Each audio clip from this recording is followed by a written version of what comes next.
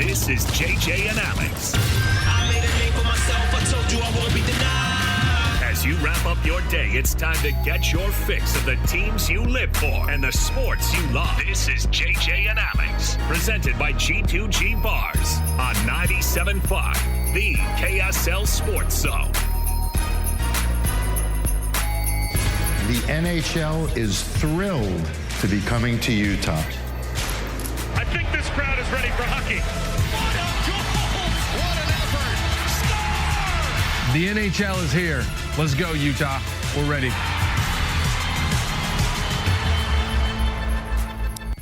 April 18th, 2024. It's a day we will remember forever. An important historic moment in the history of this great state and in the NHL. That's right. The NHL is officially on its way. The NHL is coming to Utah. Thanks for listening. Jeremiah Jensen, joined by Stevenson Sylvester today here on JJ and Alex. It's brought to you by G2G Bars with all natural ingredients, no preservatives, and plenty of protein. G2G Bars are perfect for anyone who needs a tasty and nutritious boost. That's right. We have breaking news here today. If you haven't heard it already, the NHL Board of Governors have approved the sale of the Arizona Coyotes to Ryan and Ashley Smith and the Smith Entertainment Group, and the franchise will be relocated to Utah for the 2024-2025 season, which, yes, that begins in October. Sly, just let this soak in for a moment. Let that soak in, and as I let that, what is your reaction to that news that is feeling a little surreal right now? We're processing this.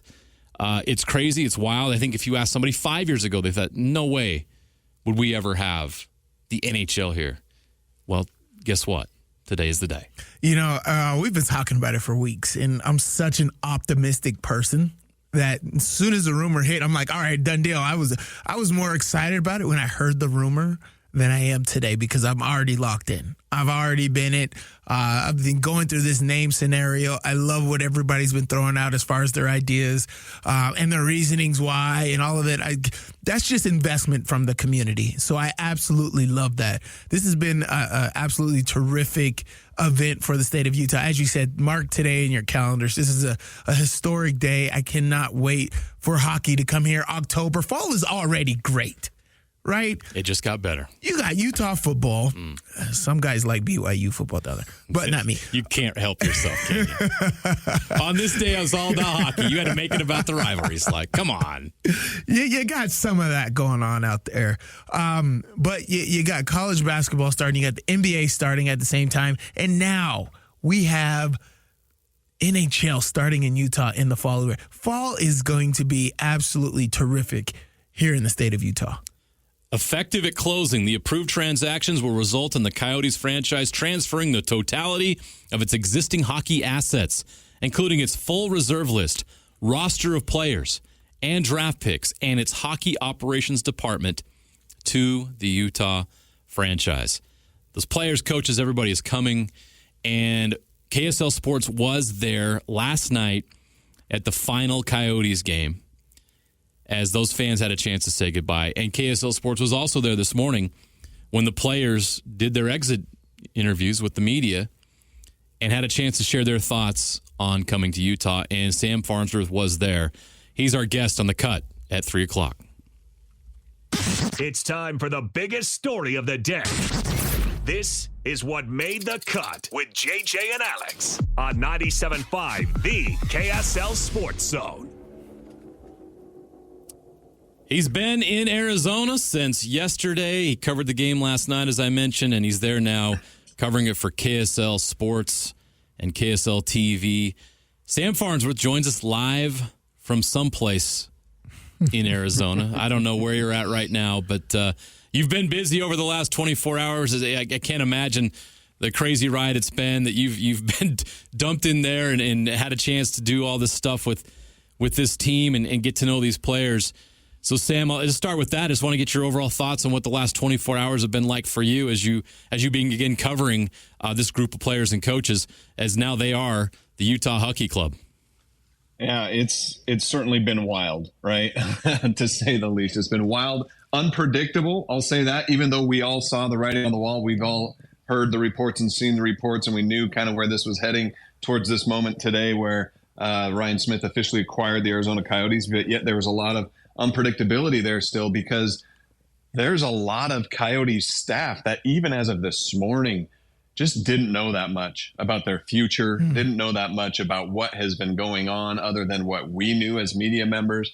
And it's really unfortunate, that side of it. But there's also a lot of excitement from these players. They expressed a little bit of a, sadness and sorrow for the fan base that they've played in front of for a long time. But every single one of them also expressed excitement about coming to Utah, coming to ready to accept them, coming to an ownership group that has a clear-cut plan for their future. Those are things that really excite them. And so, there's been a little bit of everything here today and last night, as we've seen the final seconds tick off on the Arizona Coyotes tenure here in Phoenix. Yeah, I mean, everybody knows kind of like being the man in the room, right? Like we've heard these rumors. I'm sure Arizona's heard these rumors. And to know that, even the staff doesn't even have that much of a clue of what's going on is absolutely crazy. But, with all this news going on, how was the game last night? The game was pretty good. Let me talk about the product on the ice. The product on the ice was great. This is a hockey team that Utah's inheriting that has a very bright future. A lot of young, talented kids on that team. They scored 5 goals in their win over the Edmonton Oilers. The Oilers are a team that are firmly in the Stanley Cup playoffs. And the Coyotes have now, I think they lead the league. They've scored the most goals over the last month of the NHL season than any other team. And we saw a lot of that on the ice last night. We saw the abilities that they have. As far as an atmosphere goes at Mullet Arena, an atmosphere as you can imagine with about 4,500 fans in attendance, right? It was interesting to hear the media and even some of the players talk about, wow, that was a great atmosphere. It was like a playoff atmosphere.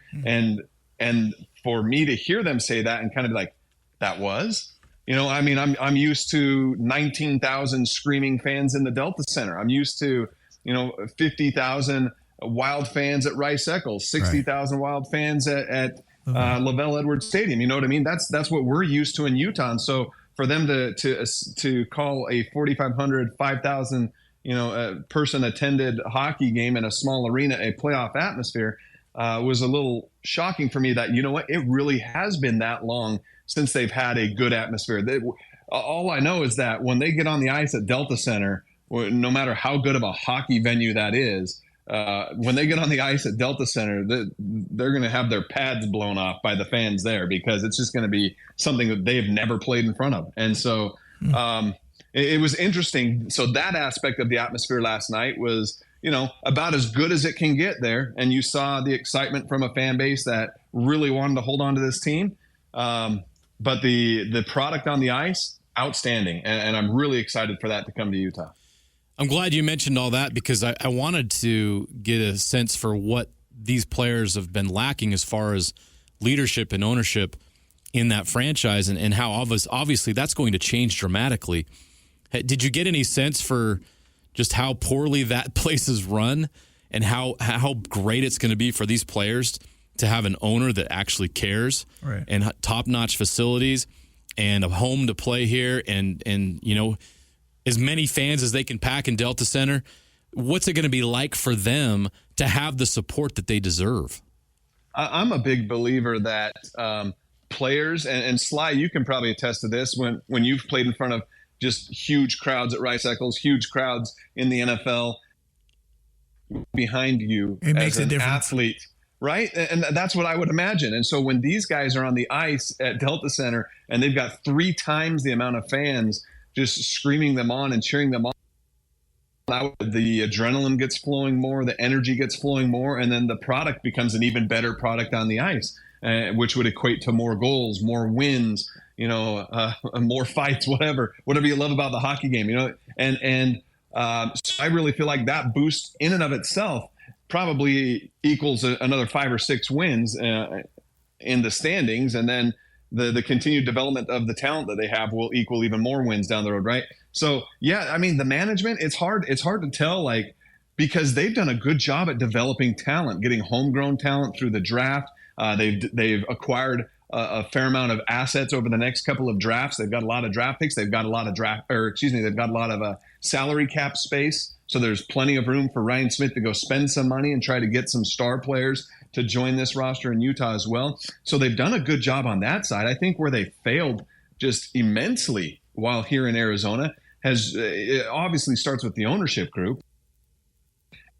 You know, in my 2 days here, it's been blatantly clear that the communication from the top, even to like the head PR staff, and then to the players, has been there's a massive divide there somewhere where there's just not communication. And when you're lacking that, when you feel like you don't have the trust or the support of your ownership group and maybe even, you know, his top circles within the organization, then, you know, how does that make you feel as a member of the organization? How do you not walk on eggshells a little with your best effort without second guessing yourself or doubting yourself along the way? So there's clearly been a gap there along the way, but I feel like they've done a great job at developing and acquiring to this point.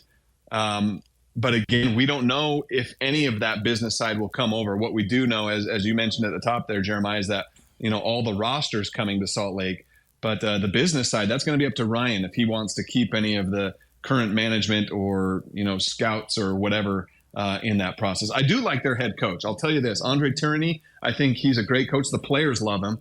And that's huge, right? For a coach to be kind of a player's coach, to have trust. So I think he's the right fit for this roster right now too. Yeah, he's been impressive as we've been following the situation, the way he's handled it as a head coach to maintain their culture and overcome all the drama and everything else going on. And he's been a strong voice, and he's been demanding stuff from the organization because he felt secure in the fact that he had a contract. I've been really impressed with him. I can't imagine Ryan Smith or whoever's going to be in charge here not retaining him as the head coach. I think he'd be a perfect fit here. And I look forward to people here in this market getting to know who Andre Tourigny is. The question next I wanted to ask you, Sam, is, and I don't know if people. Let me give people a background on you. Before you came here to Utah and joined us here at KSL, you worked in Colorado, and you have years of experience covering the NHL, which is pretty valuable at this point for you. You covered the Colorado Avalanche working in Colorado. Can you share some of your experience with that and what people here can look forward to having NHL hockey here in our community? So that's certainly a very proud franchise and a very proud fan base in Colorado. And, you know, the first year that they moved from Quebec to Colorado, they became from the Nordiques to the Avalanche. You know, they go to the Stanley Cup Finals. And so they were winning right off the bat. They had pieces in place. I'm not saying that's going to happen in Utah, but it gets me kind of excited to think that maybe there's a similar franchise that had pieces in place, made the move to the right market, and found success right away. You know, the Avalanche won 2 titles in their first 5-6 years in the NHL in Colorado. And then, of course, we know they've won one more recently. But the fan base is passionate, and they understand the game. They've taken the time to educate themselves on how the game is played, you know, and to just understand how to be fans of the game of hockey. And I think in Utah, we're not going to have a problem with that. I think people will catch on quickly, but take time to understand the players, to understand the culture of hockey, and kind of embrace that and let that become a part of your culture as a fan too. And it'll just make the experience that much better. And, you know, the stronger the support from the fan base, it just makes the atmosphere and just the whole overall experience that much better. And so I'm excited to see how it develops over the years here in Salt Lake City, how it grows and becomes our own thing, right?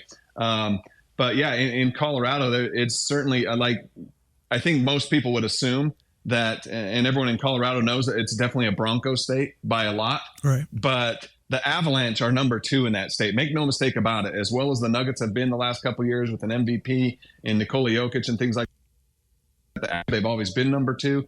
And that's because they've won games too, though. Yeah, I love that. And everything you said, especially their transition into Colorado, is the same as the Golden Knights, right? The Golden Knights have had success the last 4 years in their transition and their expansion into the market, winning a Stanley Cup, going to a Stanley Cup. So no holds barred. It could happen here in Salt Lake, especially with the support with all of that. But what was your experience like? I've heard some interviews, especially what you've put on Twitter since last night, talking to the guys. What was the overwhelming feeling talking with the players? Some of them had some experience of Salt Lake, some of them haven't. Leaving Phoenix, what was the overall experience talking to the players individually? Yeah, so like I mentioned, some of them, or actually all of them, they expressed their sympathy or empathy, of what the Colorado fan, or excuse me, the Arizona fans are going through right now, having, to lose their franchise.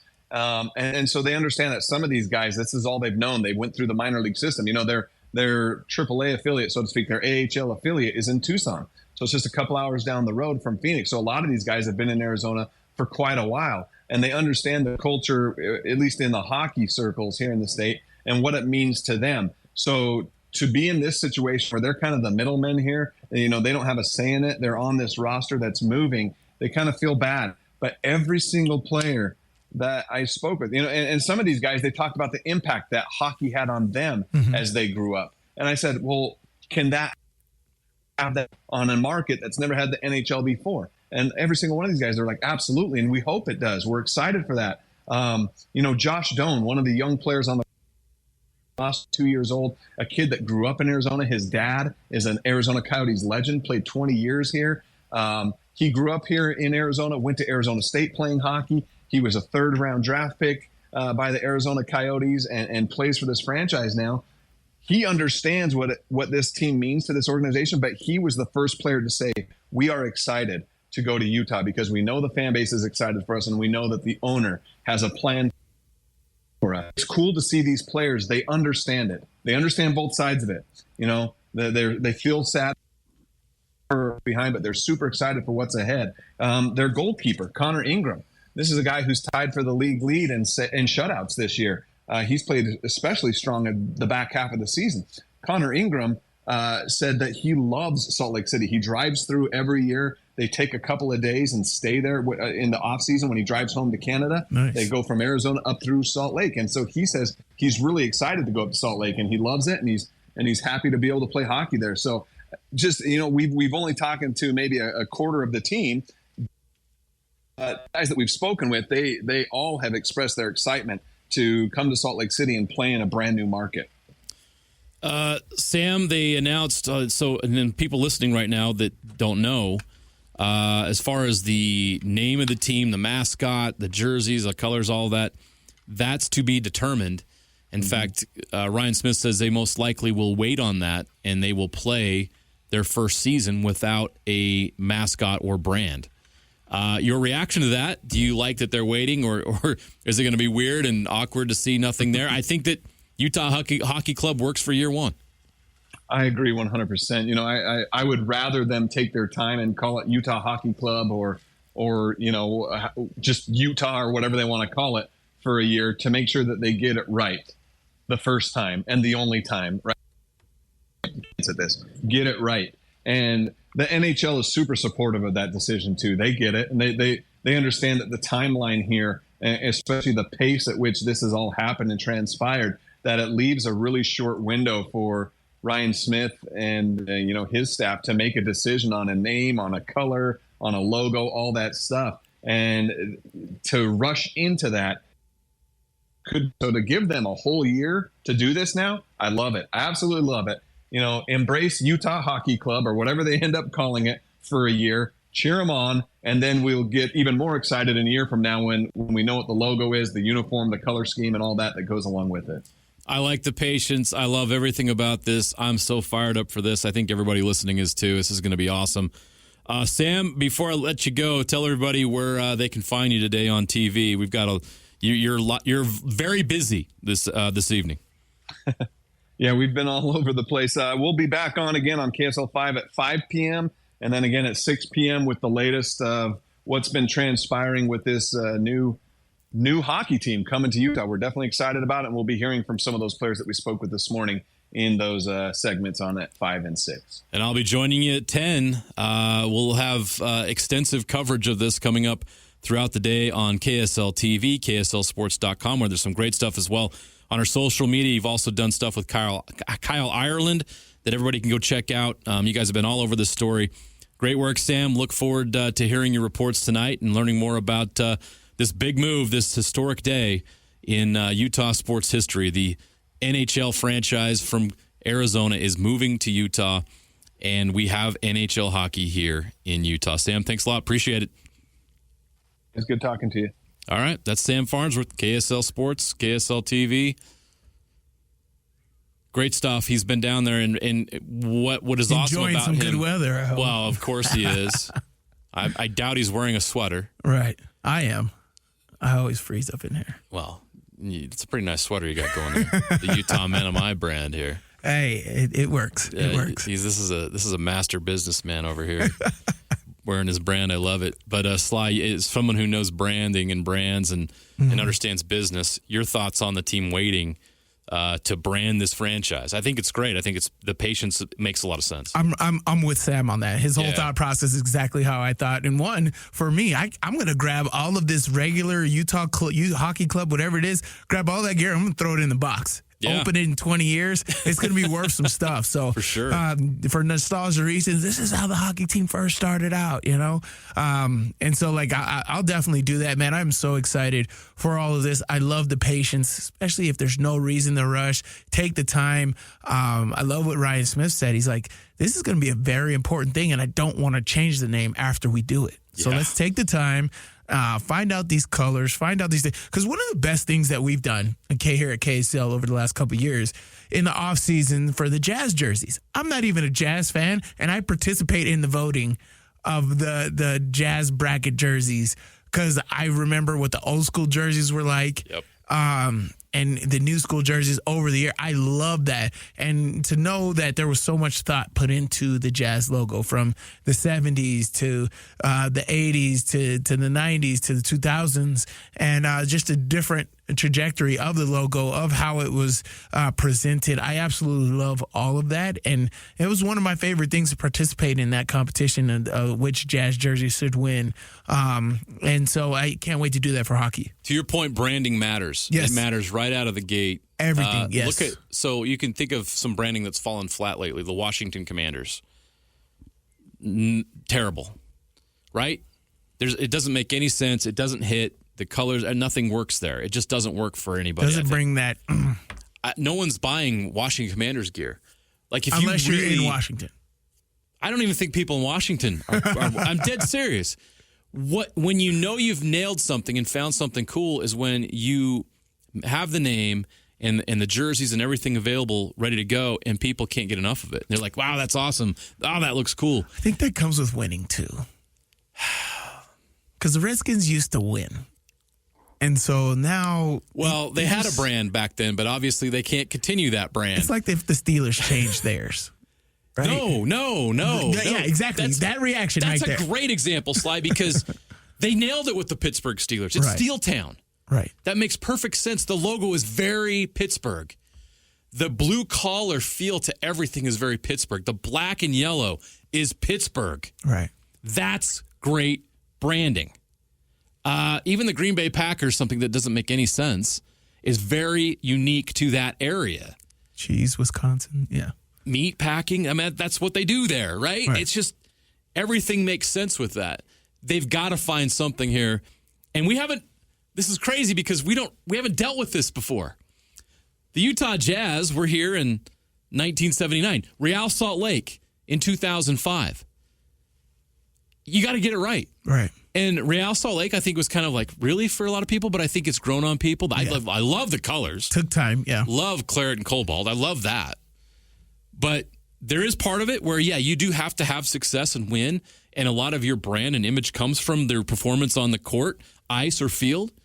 But you got to start with the right look and feel, and there is an opportunity here to do that with an NHL franchise here in Utah. Don't rush. Give it a year. Wait for it and get it right. And when they get it right, it'll be the Utah Yetis.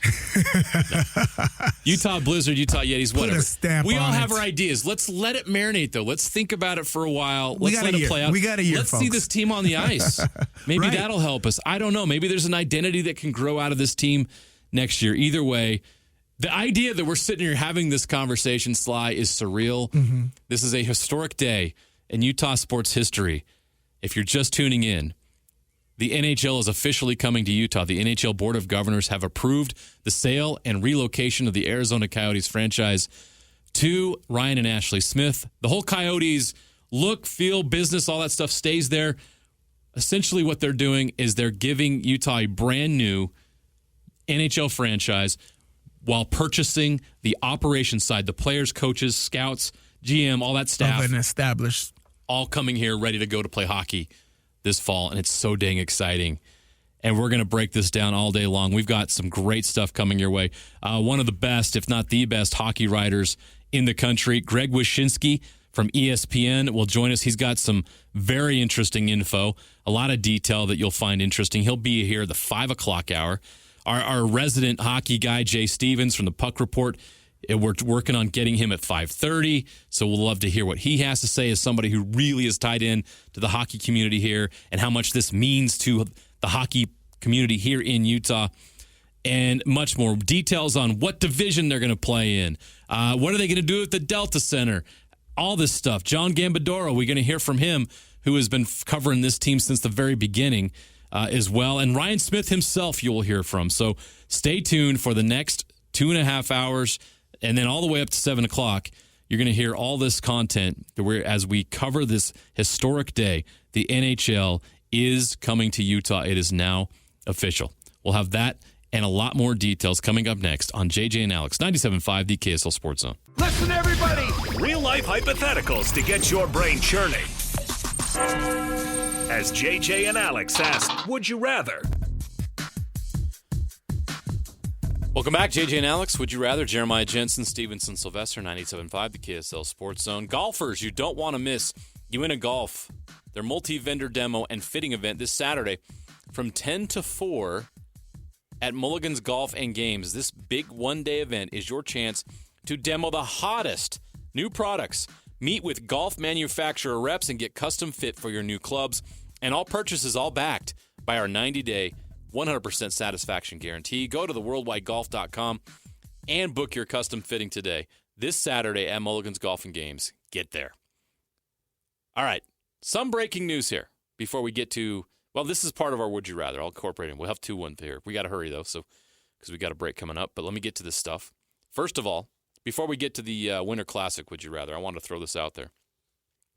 So, news is breaking that on Tuesday, applications were filed with the U.S. Patent and Trademark Office for trademarks on the following names: Utah Blizzard, Utah Venom, Utah Fury, Utah HC, and Utah Hockey Club. Thoughts? Okay, Blizzard.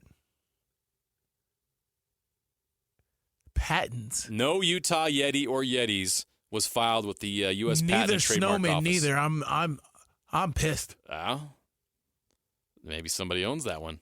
Just throwing that out there. Doesn't mean anything. That just means that was filed on Tuesday with the U.S. Patent and Trademark Office. That is significant. So, those of you who love the Utah Blizzard. I do like the Blizzard. I like the Utah Fury as well. I think that's pretty cool. But pretty sure it's going to be Utah Hockey Club next year. So, of those names, can't pick the ones you like. Of those 5, would you rather be the Blizzard, the Venom, the Fury, Utah HC, or Utah Hockey Club? For like right now? Forever. Oh, Blizzard. Agree. Blizzard, it's the Blizzard for for sure. me. I like the Blizzard. I do like Utah Fury. What? Somebody owns it already. Owns the Utah Yeti? Utah Yeti's trademark in 2023. Oh.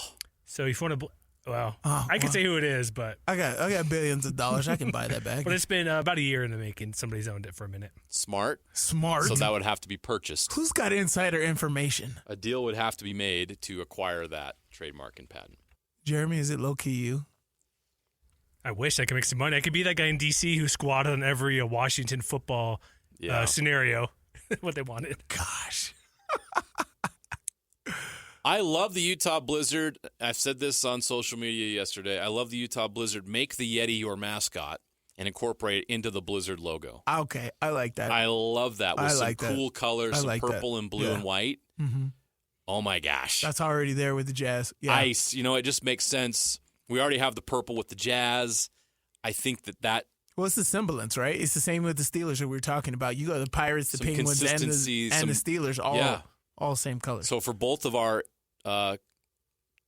major four, not trying to exclude Major League Soccer, disrespect Real Salt Lake, the Utah Warriors, all the professional teams we have in this market, of the big four leagues, to have our two teams that are in those big four same colors share a connection like that with branding, I think would be ingenious. But I could totally get on board with the Fury. Mm-hmm. I do like that. Good stuff there. Okay. So something for you out there to kind of chew on a little bit, that those patents have been filed for just this Tuesday. One more, would you rather?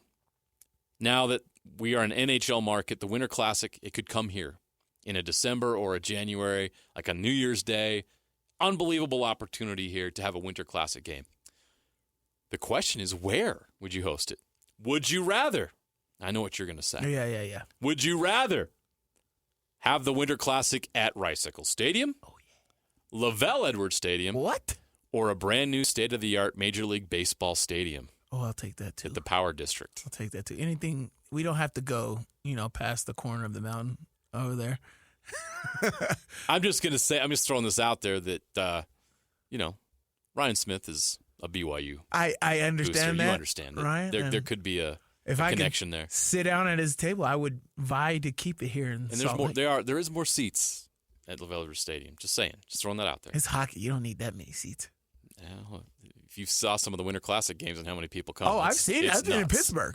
It's nuts. They've had it in Pittsburgh. So they had it in Heinz Field. They used had to be it Heinz Field, outside of Heinz Field. Wait, what? Yeah. Where did they host it? It's in the parking lot. It's a big parking lot. They had it in the parking lot? Because it's in between the baseball and I see. And that stadium. But that's where they held it. Oh, that's interesting. But it was awesome. Mm. It was awesome. You know what? Of all those three, I do not care as long as we have it. How about that? That's my rather. Take it there. Let's just take it. Oh, you take the easy road. And the fact that on April 18th, 2024, we're talking about hosting a Winter Classic NHL game because we have an NHL team is blowing my mind right now, but it is real and it is happening. It is so cool. We're going to continue coverage of this historic day in Utah sports history. The NHL is coming to Utah. It is official. More details on that next. JJ and Alex, 97.5, the KSL Sports Zone. Listen, everybody. Real-life hypotheticals to get your brain churning. As JJ and Alex ask, would you rather? Welcome back, JJ and Alex. Would you rather? Jeremiah Jensen, Stevenson Sylvester, 97.5, the KSL Sports Zone. Golfers, you don't want to miss Uinta Golf, their multi-vendor demo and fitting event this Saturday from 10 to 4 at Mulligan's Golf and Games. This big one-day event is your chance to demo the hottest new products. Meet with golf manufacturer reps and get custom fit for your new clubs. And all purchases all backed by our 90-day, 100% satisfaction guarantee. Go to theworldwidegolf.com and book your custom fitting today. This Saturday at Mulligan's Golf and Games. Get there. All right. Some breaking news here before we get to, well, this is part of our Would You Rather. I'll incorporate it. We'll have 2-1 here. We got to hurry, though, because we got a break coming up. But let me get to this stuff. First of all, before we get to the Winter Classic, Would You Rather, I want to throw this out there. So, news is breaking that on Tuesday, applications were filed with the U.S. Patent and Trademark Office for trademarks on the following names: Utah Blizzard, Utah Venom, Utah Fury, Utah HC, and Utah Hockey Club. Thoughts? Okay, Blizzard. Patents. No Utah Yeti or Yetis was filed with the U.S. Patent and Trademark Office. Neither. I'm pissed. Maybe somebody owns that one. Just throwing that out there. Doesn't mean anything. That just means that was filed on Tuesday with the U.S. Patent and Trademark Office. That is significant. So, those of you who love the Utah Blizzard. I do like the Blizzard. I like the Utah Fury as well. I think that's pretty cool. But pretty sure it's going to be Utah Hockey Club next year. So, of those names, can't pick the ones you like. Of those 5, would you rather be the Blizzard, the Venom, the Fury, Utah HC, or Utah Hockey Club? For right now? Forever. Oh, Blizzard. Agree. Blizzard, it's the Blizzard for for sure. me. I like the Blizzard. I do like Utah Fury. What? Somebody owns it already. Owns the Utah Yeti? Utah Yeti's trademark in 2023. Oh. So if you want to... I can say who it is, but... I got billions of dollars. I can buy that back. But it's been about a year in the making. Somebody's owned it for a minute. Smart. Smart. So that would have to be purchased. Who's got insider information? A deal would have to be made to acquire that trademark and patent. Jeremy, is it low-key you? I wish I could make some money. I could be that guy in D.C. who squatted on every Washington football scenario. What they wanted. Gosh. I love the Utah Blizzard. I've said this on social media yesterday. I love the Utah Blizzard. Make the Yeti your mascot and incorporate it into the Blizzard logo. Okay, I like that. I love that. With some cool colors, some like purple and blue and white. Mm-hmm. Oh, my gosh. That's already there with the Jazz. Yeah. Ice. It just makes sense. We already have the purple with the Jazz. I think that... Well, it's the semblance, right? It's the same with the Steelers that we were talking about. You got the Pirates, the Penguins, and the Steelers, all same colors. So for both of our major 4, not trying to exclude Major League Soccer, disrespect Real Salt Lake, the Utah Warriors, all the professional teams we have in this market, of the Big 4 leagues, to have our 2 teams that are in those Big 4 same colors share a connection like that with branding, I think would be ingenious. But I could totally get on board with the Fury. Mm-hmm. I do like that. Good stuff there. Okay. So something for you out there to kind of chew on a little bit, that those patents have been filed for just this Tuesday. One more, would you rather? Now that we are an NHL market, the Winter Classic, it could come here in a December or a January, like a New Year's Day. Unbelievable opportunity here to have a Winter Classic game. The question is, where would you host it? Would you rather? I know what you're going to say. Yeah. Would you rather have the Winter Classic at Ricecle Stadium? Oh, yeah. Lavelle Edwards Stadium? What? Or a brand new state-of-the-art Major League Baseball stadium? Oh, I'll take that, too. At the Power District. I'll take that, too. Anything, we don't have to go, past the corner of the mountain over there. I'm just throwing this out there that, Ryan Smith is a BYU. I understand that. You understand that. Ryan, there could be a connection there. Sit down at his table, I would vie to keep it here in Salt Lake. There is more seats at Lavelle Edwards Stadium. Just saying. Just throwing that out there. It's hockey. You don't need that many seats. Yeah, if you saw some of the Winter Classic games and how many people come. Oh, I've seen it. I've been in Pittsburgh. It's nuts. They've had it in Pittsburgh. So they had it in Heinz Field. They used had to be it Heinz Field, outside of Heinz Field. Wait, what? Yeah. Where did they host it? It's in the parking lot. It's a big parking lot. They had it in the parking lot? Because it's in between the baseball and I see. And that stadium. But that's where they held it. Oh, that's interesting. But it was awesome. Mm. It was awesome. You know what? Of all those 3, I do not care as long as we have it. How about that? That's my rather. Take it there. Let's just take it. Oh, you take the easy road. And the fact that on April 18th, 2024, we're talking about hosting a Winter Classic NHL game because we have an NHL team is blowing my mind right now, but it is real and it is happening. It is so cool. We're going to continue coverage of this historic day in Utah sports history. The NHL is coming to Utah. It is official. More details on that next. JJ and Alex, 97.5, the KSL Sports Zone. Your home for the best coverage of the Jazz, Utes, and Cougars is right here on The Zone. This is JJ and Alex, presented by G2G Bars on 97.5, the KSL Sports Zone. I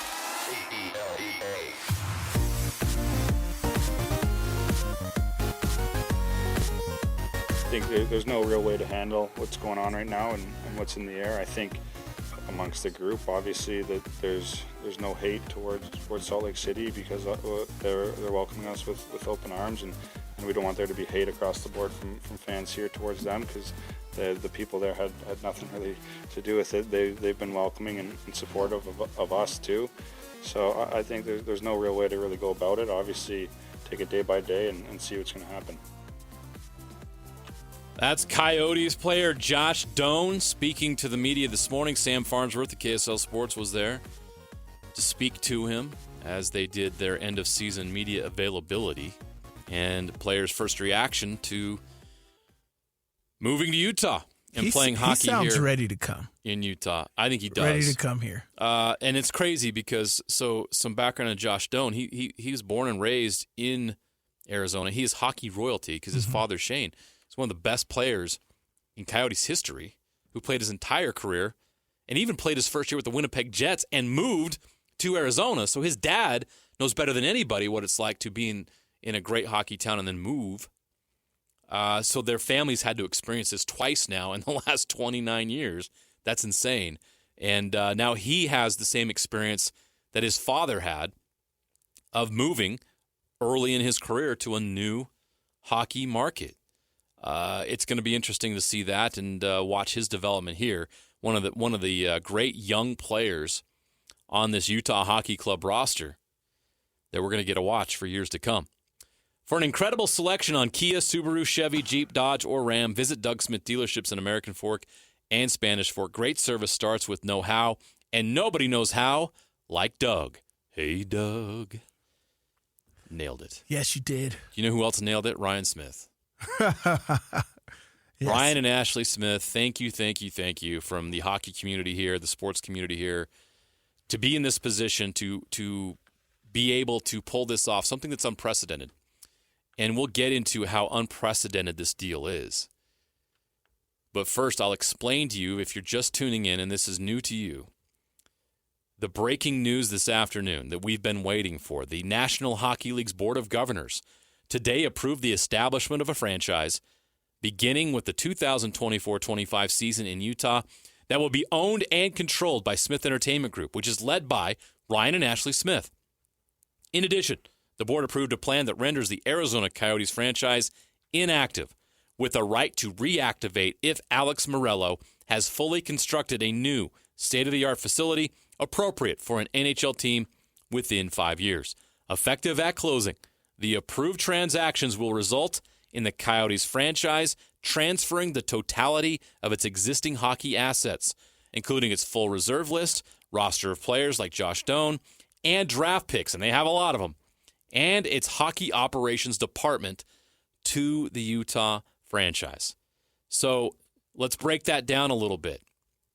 They approved the establishment of a franchise. This is a new franchise. This is not the Arizona Coyotes. Although their operations staff, as I just said, players, everybody's coming up here. The business part of it, the Coyotes trademarks, their logo, everything stays there. Their history stays there. That belongs to them, which I love. I think that's very appropriate. Mm-hmm. Having 30 years of hockey history move here and pretend like it's our history makes no sense. And it's hurtful and disrespectful to the fans who think Salt Lake sucks. That's okay. It's okay for today. Some really upset fans down there. I get it. You're upset. You've lost your team. We're trying to make this, Coyotes fans, as easy as possible. We don't want your logo. We don't want your gear. We don't want the logo. You keep it. We want you to have hockey back within the next 5 years. Let's become rivals. Right. Don't take it out on us. Salt Lake does not suck. Salt Lake's amazing. Utah's amazing. Not upset, though. I totally understand the reaction. But be mad all you want. Utah does not suck, and Ryan and Ashley Smith do not suck. And the NHL does not suck, and it's here for the future, and it's awesome. Here to stay, baby. Awesome. Let's go. Utah Yetis. Utah Yetis. Utah Blues. Well, as we just talked about, and we'll get into some of that through the next hour. I wonder if if you didn't hear whisper before. it comes to fruition even more. I'm just going to go wish for the Yetis. Someone's going to have to come up with some cash to pay that guy his money. It's already got the trademark on that. That's pretty brilliant, by the way. Some outfit and draper, you said? Okay. We'll leave it at that. We won't say which, but smart. Smart. Way ahead of their time there. Very smart. Okay. So There was a lot of quotes today from Ryan Smith once this news came. We actually have a clip I want to play with you right now for everybody. This is great. So Ryan Smith was speaking at the World Congress of Sports just yesterday, and he was asked about the worst kept secret in sports right now, that the Coyotes franchise was being bought and relocated to Utah. And he was asked how they're going to get this done, how it's going to happen. And this is a great response from Ryan, and I want everybody to hear this. I have incredible faith in the people of Utah. We show up. And we just had the NCAA tournament there, and the arena was packed at 11 a.m. in the morning. UFC came in this summer. The fight started at 4 p.m. and everyone from UFC is like, why are people here at 4? The PLL they showed up for. Yeah, the PLL. So we show up. So I'm excited about that. I'm excited about showing that. Look, I want to spend all my time this summer launching a whole new brand and going through all the little things and every single little detail. That's not really what I would love to do. I'd love to be over at the Olympics and like everyone else hanging out and doing these things or being up on the lake. But reality is you can't blink when these things come along. I'll never forget going through the Jazz transaction, and it happened to coincide that it was the exact same week of closing as our IPO. And I'm like, what are we doing? The amount of work that goes in to announce these things and everything else, what are we doing? And it's just don't blink, just go. A year later, you're sitting there going, okay, we're good. And so with this situation, there is so much work to do. There's practice facilities, there's, you name it, we've got it. There's nothing we don't have to go do. We'll find a way. If everyone's in, we'll find a way. We've done harder stuff. Great stuff from Ryan Smith. His trust in the people of Utah, fans here, the community, to support whatever he brings here. He's putting in this massive effort, spending his own money to bring all these things here. He's established incredible relationships. Mm-hmm. He just mentioned UFC. He's built a very strong relationship with Dana White. Right. And Dana White, even the first time he came a couple years ago, was like, oh, we're coming back to Salt Lake. It's going to be a yearly thing. Love it. Don't be surprised to see them coming back this summer or fall sometime. Oh, yeah. UFC wants to be here every year, mm-hmm. which if you think about all the venues and all the places in the world they can go, they've done it 2 years in a row and possibly a third. I'm sure they're working that out right now. UFC wants to be here. Major League Baseball obviously is looking at Utah when they're ready to expand as a place that they could expand. There's so much building and going on here when it comes to sports, which is so exciting to be a part of. But he mentioned the one thing that I really loved, and this is more big picture, Sly, and I know you appreciate this, someone who's been a pro athlete and also very active in business and trying to build and be an entrepreneur and grow different things, is he said, when opportunity comes, don't blink. That's incredible advice. No, in business they tell you fail fast, right? Yeah. It's get out there and try. Just you sit over here. What is the term they say? An idle mind, or you sit over here, you think too much, and nothing ever happens. Yep. Right? I overthink it. Don't overthink it. Just do it. Gary Vee will tell you all the time. Just get out there and do it. Content. So nobody liked it. Who cares? Somebody will like it. Yep. Get it out there. Just do it. Trial and error. Same thing with sports, right? Experience is the best teacher. Get out there and do it, right? And so that's Ryan Smith's focus here. That's the way he's gone about this, and I absolutely love it, and I'm all for it. And if this Utah community, everybody needs support, man. And if we're behind Ryan Smith as a community, it only bodes well for success in whatever he's doing.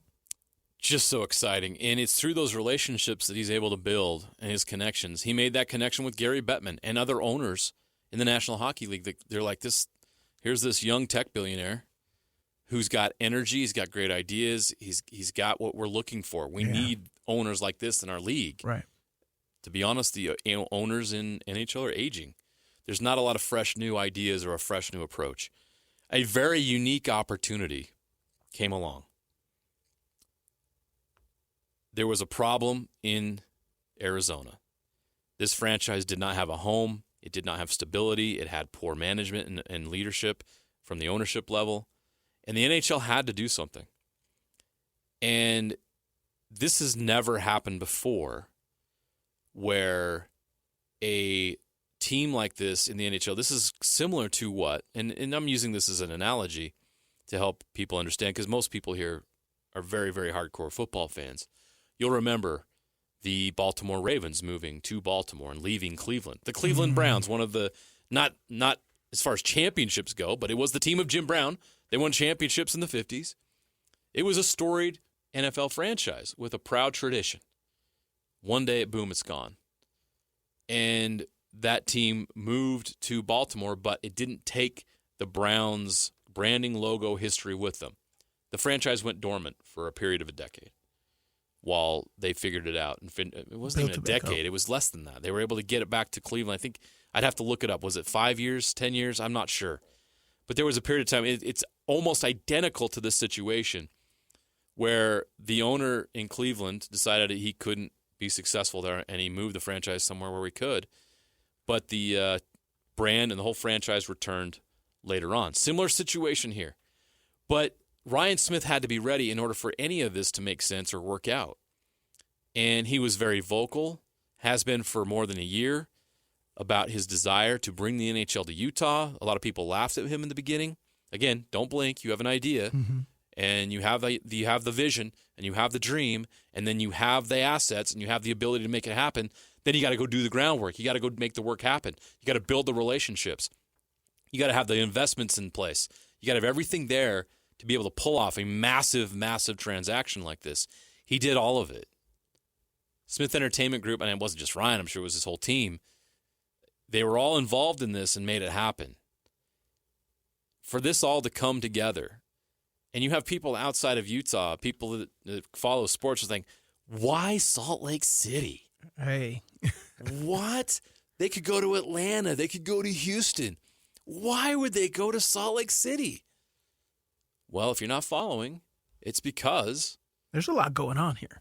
Ryan Smith sold it to the NHL that this is a place where they can go. The NHL did its research, and they're like, you know what? That is a place to go. And Ryan did a great job of telling our story to the NHL, to Gary Bettman, with all the facts that were in place about our economic growth, our young population, our sports rabid population. The perfect place to start a new team. This town is hungry for this. We want this. We want to grow. We want to have these entertainment options. And there's plenty to support it. I've seen nights where, in the fall, where the Utes have a football game at home. BYU has a football game at Rice-Eccles Stadium. At Lavelle Edwards Stadium in Provo. It's all right. Real Salt Lake's playing at America First Field, and the Jazz have a game. And they all sell out. That's what's crazy. Because there's so much crossover as far as fandom. Yeah. Yeah, that's crazy. We can do this. Right. We can do this. We are ready. Salt Lake City, Utah. Welcome to the Big Boy Club. Love it. Welcome to the Big Boy Club, and it's exciting. And they're bringing in a team that's really got a chance to be special. It's young. They've got tons of draft picks. You heard Josh Doan earlier, a great young player. They've got a nice roster of guys, and we're going to get familiar with these. Connor Ingram did a great job as their goalkeeper this year. They've got a nice roster. I'll go down some of their stats and some of their players that were really good this year. Clayton Keller is awesome. Nick Schmaltz, their center's awesome. Their left winger, Matthias Michelli, he scored a goal last night. It was awesome. The Logan Cooley, Lawson Krause, Dylan Gunther is one of the best young players in the league. They've got guys that can play, and you're going to get to know these names, and you're going to become familiar with the sport if you are not. And those who are familiar with it, I'm sure you had tears of joy today. Yeah, oh, yeah. Because you probably never thought this was possible. Yeah, he's saying all those names, and we still got assets as well. They got capital. Several second-round picks this year. And this is not like the NBA where if you don't have a top 5 pick, you're screwed. No, this is like baseball. Like, you have a ton of opportunities to go draft kids and see how they develop. You get a chance to go get a bunch of these kids from hockey juniors or from the college ranks. Go get the best player from Denver U who just won a national championship. Like, go out and get some of these young players, bring them into your organization. Here's the other thing they have. Ryan Smith is not cheap. Ryan Smith is aggressive. As Ryan Smith says, he's not going to blink. Mm-hmm.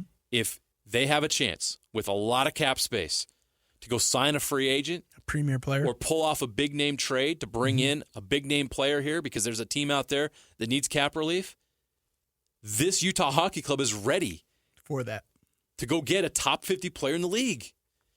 There's so much to be excited about here. I want to play this before we end this segment. John Gambadoro of our sister station, our Bonneville sister station, Arizona Sports 98.7, 27 years in Phoenix. He was there from almost the beginning of the Arizona Coyotes run in the desert, a team that never was supposed to be there in the first place. They were actually supposed to move to Minnesota from Winnipeg, Manitoba, but they ended up in Phoenix, and they were there for 29 years. He covered almost all of it, has relationships with all those great players. He follows this team closely. This is what he had to say about the players and coach they have together right now, how good this team could be even next season. Number one, I think what every owner should do is keep the current people in place, evaluate for a year, and see if you fit together. Okay, you got to do that. You got to wait a year. Bill Armstrong is a tremendous general manager. I did a weekly show with him. Every week he was on with us. He did a great job with the limited resources he had. Ryan Smith's going to give him a lot more resources to go out and spend money on free agents and not have to trade away a lot of his own players, which he's had to do because of just a very limited budget here in Arizona for all of these years. So I think if I'm Ryan Smith, I bring Bill Armstrong and his crew and the coach, and I give him a year, and I evaluate them over a year and see if everybody gets along, and we can all sing Kumbaya and see if we all love each other. And if it works out, great, then you keep him. And if it doesn't, then you can make the changes the way you see fit. As far as the team, guys, they were, for about half the season, they were competing for a playoff spot, and then a lot of the news came out, and they lost a lot of games in a row. But there are some of the most young, exciting players in the league. Dylan Gunther is fantastic, and Logan Cooley is sensational, and Clayton Keller's been an all-star several times, and they've got great goaltending.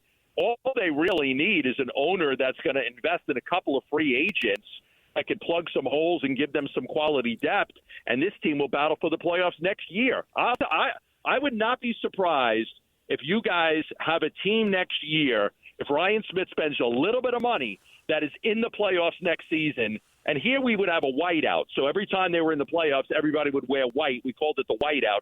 That's a tradition that came from Winnipeg, and I hope it continues in Utah, that when they do make the playoffs, everybody wears white, because it is one of the most incredible things you have ever seen in all your years of being involved in sports and covering sports and playing sports. It's a remarkable experience, the whiteout. We already do that with the Jazz, right? Hey, white, blue, whatever. Yeah, absolutely. Yeah. Especially in playoffs. The Jazz playoff atmosphere. You wear white, you get the towels waving, and it's going to be incredible. That's easy. What I love about what John Gambadoro said is, doesn't that get you excited? Not only is Utah getting a NHL franchise, you have a chance to get an NHL franchise that can win. With young guys. That was the biggest thing for me out of what he said. Young guys. Yeah. Young guys who are good and are vying for the playoffs and just need a couple more things to change all of that. And you're in the playoffs. Playoffs. I'm excited. You're in the playoffs. I'm excited. I mean, they could do something that would rival what the franchise, the expansion franchise in Vegas did with the Golden Knights. It's not the same. It's a little bit different because they're not going to have an expansion draft. But this is a new franchise that'll have a new brand, new look, new everything. The people here are going to go nuts for this team. They're going to feel the support day one. Mm-hmm. And Ryan Smith is going to give Bill Armstrong the assets. And I trust that Ryan, there's no reason why Ryan needs to make wholesale changes this summer. This is a good staff that has proven that they are young and building. Give Bill Armstrong the resources to go out and improve this roster. Try to make a run at a free agent. Try to pull off a big trade. Let Andre Tourigny coach this group again. The culture he's built is very healthy. And roll this young group out with a couple additions, and let's see what happens. And let's have a good time. Let's make the first year of Utah NHL hockey one to remember. Oh, yeah. I'm telling you, I think that's what happened with the Golden Knights making it all the way to the Stanley Cup the first year. the communal support down there in Vegas was just enormous. Mm-hmm. And the players play that. We talked about it with Sam. The players feel that. Yeah. And so, when you get that from this Utah community, I mean, you see it game in and game out with the Jazz. I think it's incredible. You know, I'm not the biggest Jazz fan, but my eyes are open. I can see that. You've been around here when they're in the playoffs. Oh, yeah. You know, during your time at Utah, that was a golden age when they were making good playoff runs, and even you as knew a what kid, the town was seeing that, Jordan Days like here, John Stockton, Carmelo, absolutely electric in Salt Lake City. Imagine being able to do that with hockey. It's just it's just so exciting. Love to think that. About. Love that.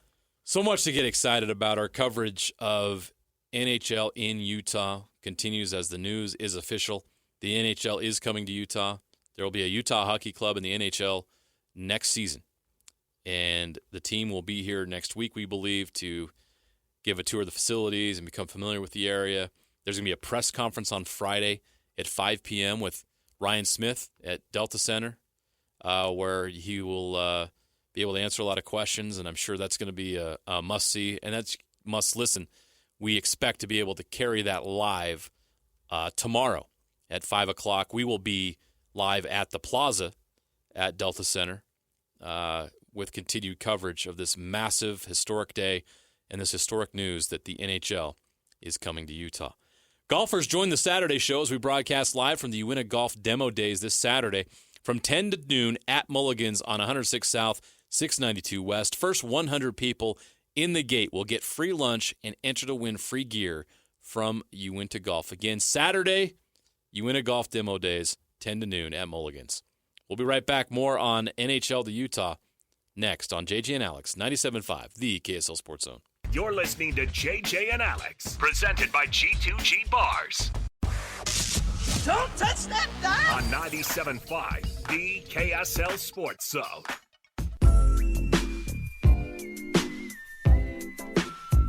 For guys like me, it's exciting.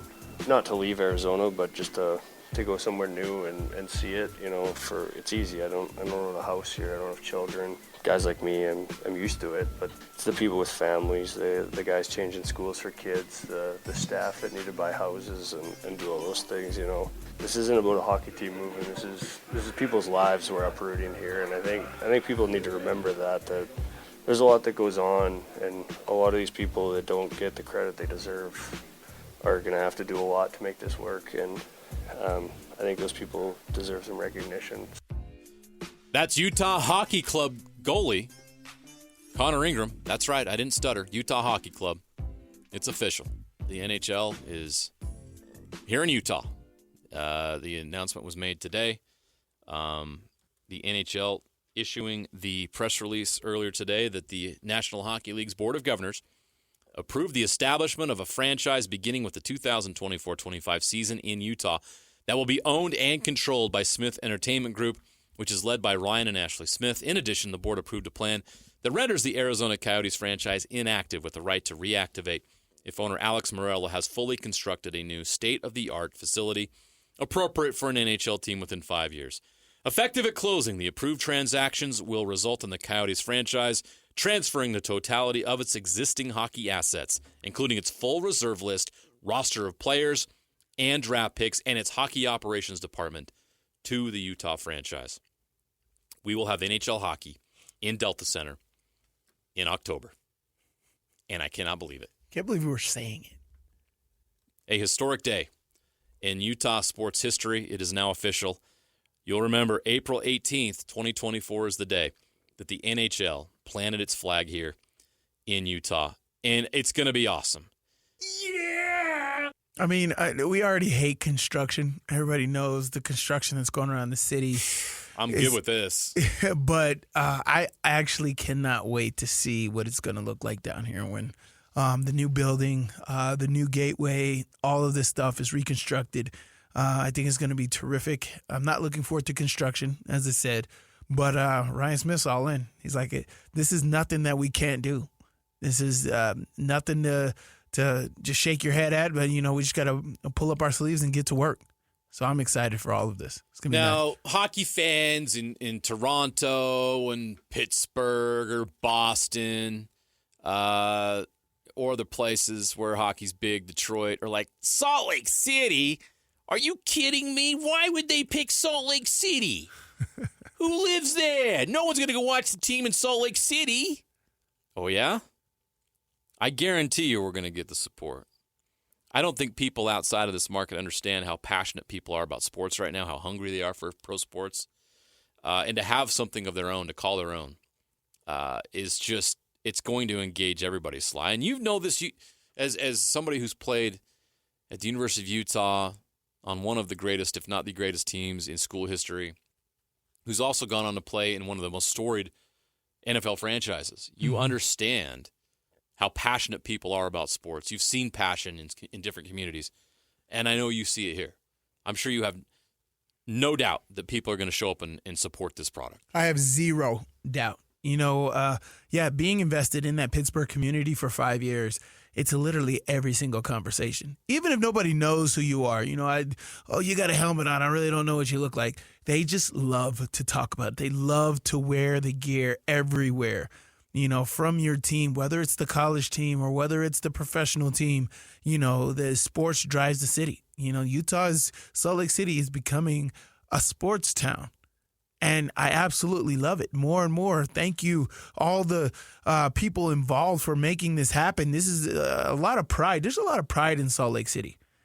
And we're able to showcase that on the stage. Ryan Smith said it, you know, from the NCAA tournament being here every other year, every time it comes in town, to UFC, sorry. Yeah. So ever since UFC coming, you know, we had PLL lacrosse championships that were coming in here. You know, from all the things that show up here from Real Salt Lake, people show up. This is an awesome community to come to.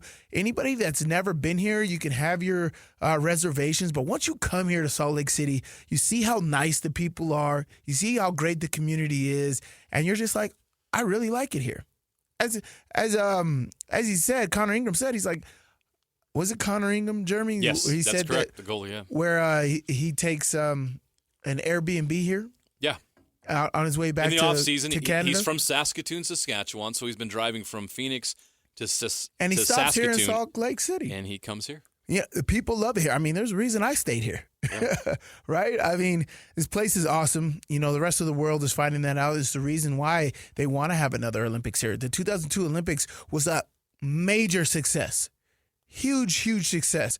And Salt Lake's just on the map, steadily growing. As we've seen the reports over the last 3-4 years, this is the best entrepreneur community. You know, Google's coming here, the Silicon Slopes. There's so much things happening here in the Utah community, and the world is finding out. We're getting more sports teams. There's more and more things to do, more restaurants. I love the restaurants. Ever since the All-Star game last year, all the different variety of restaurants that have opened up, you know, here in Salt Lake City, but giving more resources to the community to be able to uplift themselves. I absolutely love it. Salt Lake City is growing at an enormous rate. Right. Now, again, New York hockey fan, here's today's news, and sees Salt Lake City. He's like, Salt Lake City? They're going to be like, so what? So he goes to Google, like, Salt Lake City population. There's only 200,000 people that live there. Why is the team going to be there? No one's going to go watch the game. I love Guess this what, New York bro? accent. Guess what, Manhattan, bro? Google a little further. It's not just Salt Lake City. Yes, there's 200,000 people in Salt Lake City. You account for the Wasatch Front? There's over 2 million people that live here. Mm-hmm. 2 million people. That's enough to go to a game. You think? Like I said earlier, we talked in the last segment how there's been a Saturday in the fall where Lavelle Edwards Stadium, Rice Eccles Stadium, America First Field, and Delta Center full. 4 different events going on the same night. It's not 200,000 people supplying those fans. It's 2 million people stretched from Ogden all the way down to Payson. Let's throw Logan in there, too. Why not come up from Nephi and go check out what's going on? I mean, I was talking about like the How about people in Idaho Falls coming down here? Idaho, Northern Nevada, Idaho. Southwest Wyoming. Wyoming coming down here because I don't want to go to Denver. Nevada. Right. Yeah. There's a lot of neighboring people that would love to have a new. And this is what I love. This is one of my favorite things about this whole situation, is I have a chance to be a homegrown fan. The very beginning.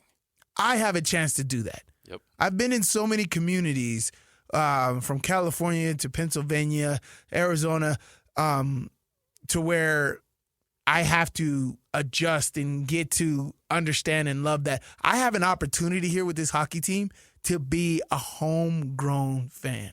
As we said, this is opportunity for an expansion team, right? To come here in Utah, essentially the essence of an expansion team. We have the opportunity to be that. I have the opportunity to live in this state before this team came here, live in it while it's here, to be a homegrown fan. I will be a Salt Lake Slasher fan for years to come. Or the Blizzard, or the Fury. Or the Fury, or the Yetis, or whatever name we come up with. But I have an opportunity, and a lot of these kids, the next generation, this generation now, has an opportunity to be a homegrown fan. I think that is absolutely terrific. Here's some other NHL markets that compare to Salt Lake City. So Pittsburgh, the Penguins, one of the best storied franchises in the NHL. Did you know we have a larger media market size than Pittsburgh right now? So according to the Nielsen ratings, the Nielsen demographics, their market size projectors, whatever, there's a name for it. I'm not saying the right thing. I work in the TV business, and I can't even say it. They're bigger than some of these teams. The Columbus Blue Jackets, obviously playing Columbus, bigger than that. Columbus is 33. Salt Lake City's 27th right now. And Nashville, we're coming. Nashville's 26th. The Nashville Predators play there. St. Louis Blues, 24th. We're only a little less than 100,000 people away from matching St. Louis. Keep going. Raleigh-Durham, where the Carolina Hurricanes play. We're creeping up on them. We're only about 1 million behind. No, sorry, not 1 million, 100,000, 150,000. So my point that I'm making here, there's some hockey markets already in the NHL that we have surpassed. Right. Vegas is another one. Las Vegas is the 40th largest media market in the country. You know, there's teams on this list that are farther down. Buffalo. We don't have the Canada markets, but we're bigger than Edmonton and Calgary. I think Vancouver and Toronto, and probably Montreal, that it's close though, would be larger media markets in Canada than our team. We're bigger than Winnipeg. We're bigger than Calgary. We're bigger than Edmonton. So there's a number of NHL markets that are smaller than Salt Lake City already, and Salt Lake is growing. So this idea that Salt Lake City's too small for the NHL is fluff. Is garbage. It's garbage for sure. Don't believe it. We're growing. We're ready. We're going to put our big boy pants on, and we're going to support this team and support another Big Four pro sports team in this market. Love it. All right, now is the time. We do this every week on Thursday, and this is one of my favorite things to do. And Sly, I know you appreciate this. Honoring our volunteers that work with youth sports is so much fun to do. So it's time now for our weekly winner in the Hercules Credit Union Hero of the Week. This week's Hercules Credit Union winner is Scott McLeod. Okay, Scotty. Nominated by Sean Marchant. For years, Scott has volunteered to be the youth coach for almost every sport in our South Salt Lake recreation. He's been a basketball coach and coached indoor and outdoor soccer for years. He doesn't just show up, but he cares about the kids. He's organized, he teaches, and makes the kids better. He creates an environment where the kids make friends and have a desire to continue playing sports in the future. Congratulations, Scott McLeod, for all you do. We appreciate you. Scott is receiving a $50 Visa gift card, plus, this is awesome, this is new to the Hercules Hero of the Week, $200 in Beehive meals.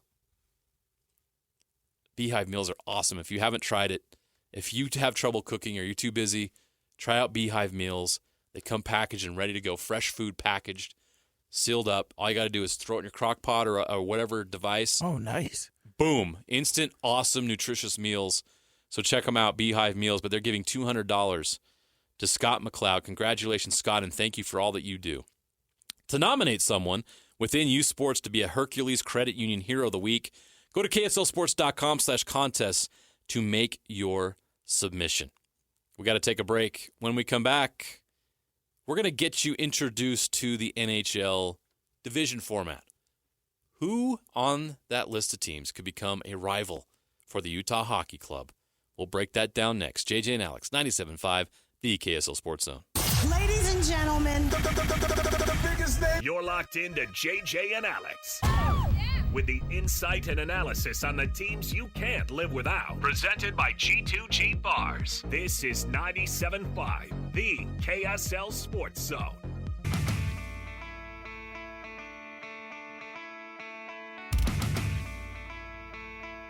The NHL is thrilled to be coming to Utah. I think this crowd is ready for hockey. What a goal! What an effort! Score! The NHL is here. Let's go, Utah. We're ready.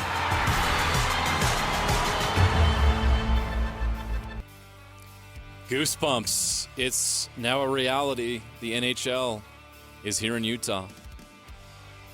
We have a team. The NHL, the Utah Hockey Club, we believe, for year one. They're going to wait on the branding. It's a good idea. But they're going to be competing this fall, and we're excited about it. Join Hans and Scotty this Friday at Spa Trouvé in Highland, located at 5455 West, 110th North. Stop in and say hi. They'll be broadcasting live from noon to 3, and then we'll be next with a live press conference from Ryan Smith as the first chance he has to address our community about his purchase of the Arizona Coyotes franchise and relocation here to Utah. But now that the team is coming, again, Jeremiah Jensen, Stevenson Sylvester in for Alex Curie today. We've been talking about this all day, this massive historic day in Utah sports history, April 18th, 2024, the day that the NHL has arrived in Utah. There's so much to parse through, to get excited about, to immerse ourselves in about this. So much cool new experiences we're going to have. And those of you who follow hockey, you understand what I'm about to talk about. For those of you who don't, there's a few things I'll explain about how this works. But the new franchise, the Utah Hockey Club, will play in the Central Division of the Western Conference. There's not going to be any changing. This is not going to change anything because the Arizona Coyotes already played in the Central Division, right. Western Conference. So we're not going to be in the same division as the Golden Knights, as the Sharks, and the Kings, and the Ducks, and the Kraken. Grizzlies. And, yeah, they're not going to be in the same division. This is the division they're going to be in. And I'm going to go through the standings from the top to bottom, and you're going to see how impressive this is. The best team in hockey this year, in the West, the Rangers had the most points in the NHL with 114, but right behind them at 113 points this season were the Dallas Stars. They're in the Central Division. The Winnipeg Jets, 108 points. They're in the Central Division. The Colorado Avalanche, 105 points, Central Division. Nashville Predators, 99 points, Central Division. They are also in the same division. Those are the 4 teams from the Central that qualified for the Stanley Cup playoffs this year. Here are the teams that were eliminated. The St. Louis Blues, the Minnesota Wild, and Minnesota is the hockey hotbed in the United States. They are in the same division. Right. This is a lot of great competition. And again, the Coyotes were also in that division. They had 77 points this year. They finished second to last in the Central. And the last team in the Central is also another storied franchise that is rebuilding right now, the Chicago Blackhawks. So you're going to have a lot of chances to see these teams. And now I'm going to explain real quick the format. So you'll play either 3 or 4 games against the other teams in the same division. That's a total of 26 games. So you're going to play those teams 3 or 4 times. Home and away. It's kind of like the NBA. Very similar to the NBA. Almost identical to the NBA. And you'll also play non-divisional teams in their own conference 3 times. So you're going to have 3 games against the Kings. You're going to have 3 games against the Golden Knights. 3 games against Vancouver. That's fun and exciting. So you're going to play a lot of West Coast games as well. But there is also interconference play.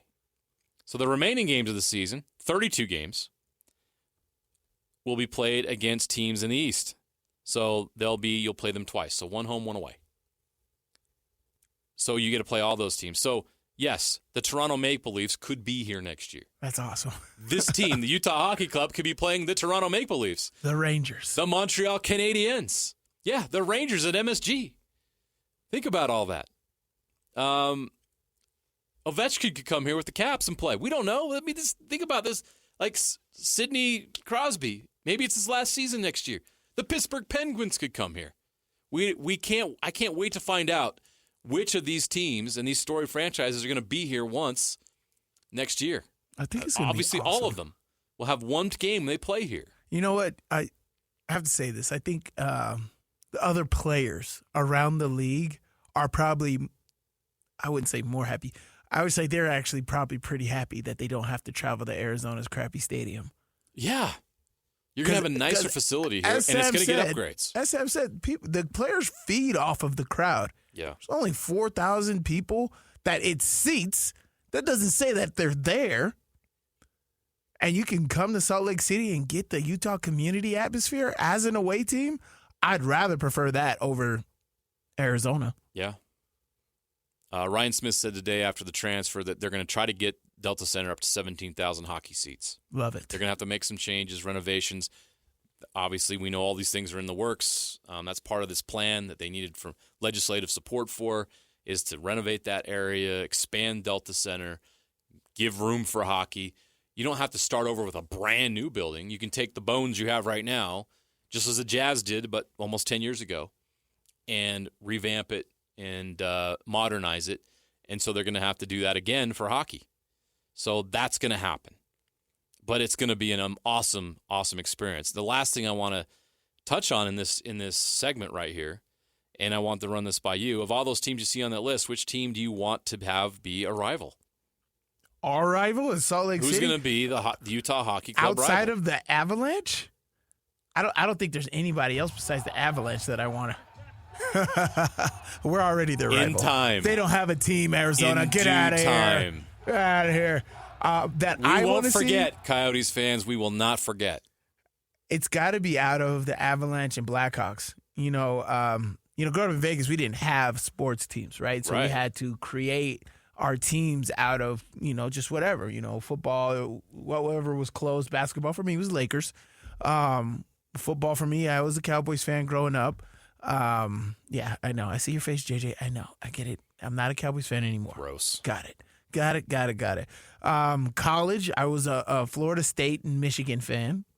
And hockey, I was a Chicago Blackhawks fan. I loved the logo. Really? I loved the logo.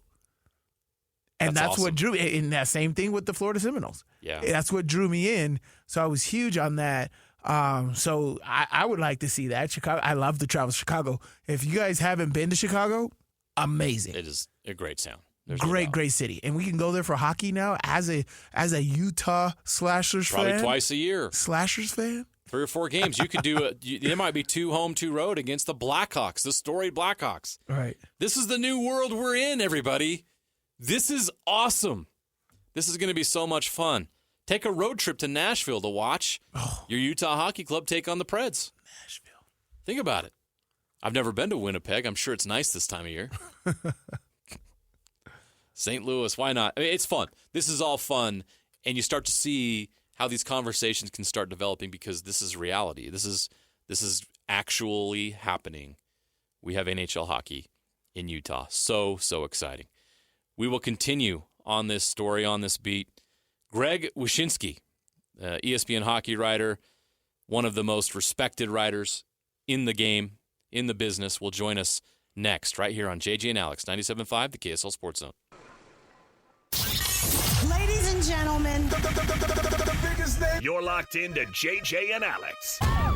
With the insight and analysis on the teams you can't live without. Presented by G2G Bars. This is 97.5, the KSL Sports Zone.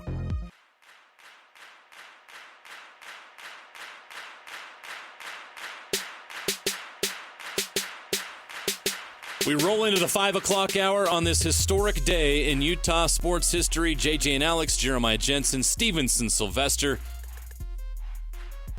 we continue to follow this massive story. The NHL is here. We have NHL in Utah. The Utah Hockey Club will begin play this coming season. It's reality, it's real, and we could not be more excited. And we are thrilled to bring on our next guest. No one covers hockey better. The hockey world knows him well. Now we get to know him as a new NHL market. Greg Wyshynski joins us, ESPN hockey writer. Wish, welcome to the show. How you doing? Doing great. Now, let me ask you a question. Is Utah Hockey Club what we're officially going with? We just decided in the last 3 hours that we got to call it something. They're not going as you guys reported today, and as we've heard, that Ryan Smith's not going to rush this.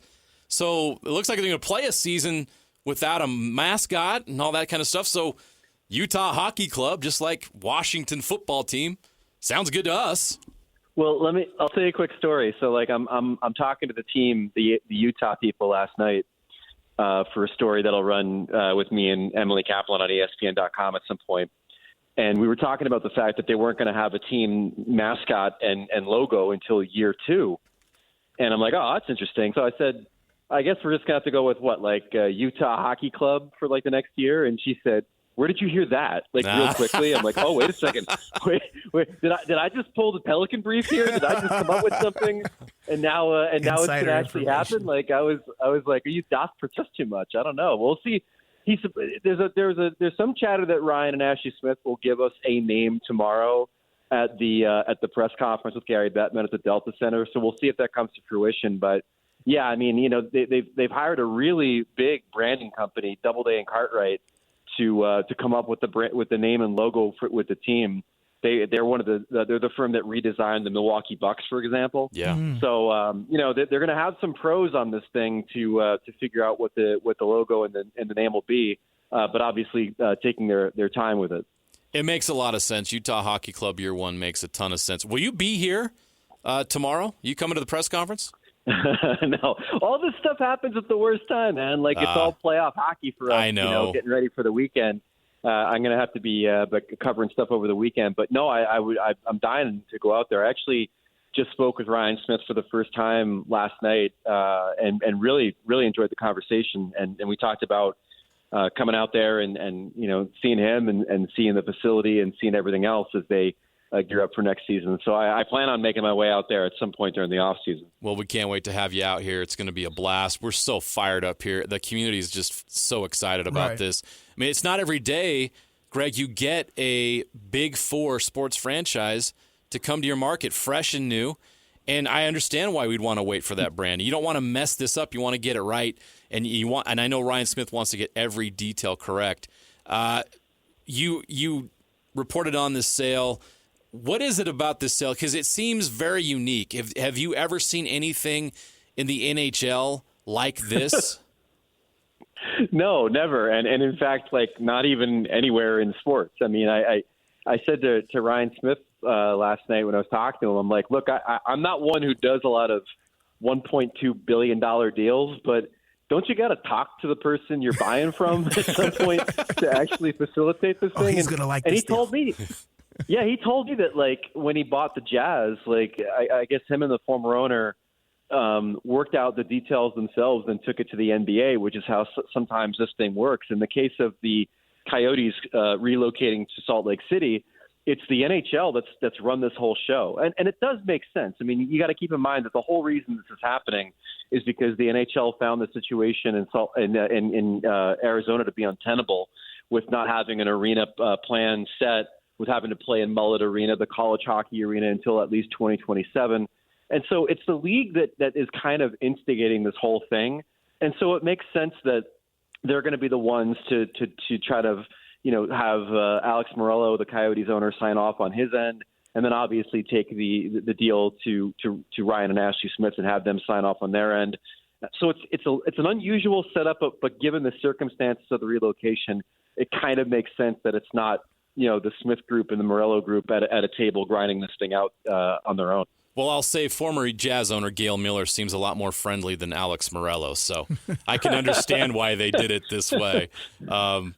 For a little bit of history and background, maybe not too far history, but can you explain how this came to fruition? Did the NHL come to Ryan Smith with the idea, or did Ryan Smith go to them with the idea?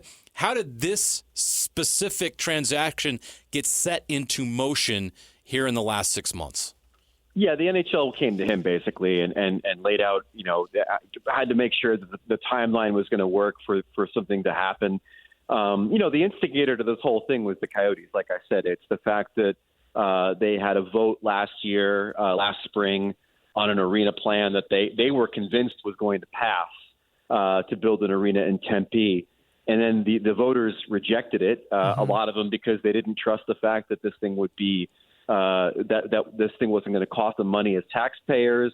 There wasn't a lot of trust with the Morello Group after everything that happened in Glendale. Once that happened, the NHL really had to start thinking about other options. The Coyotes came back with another arena plan.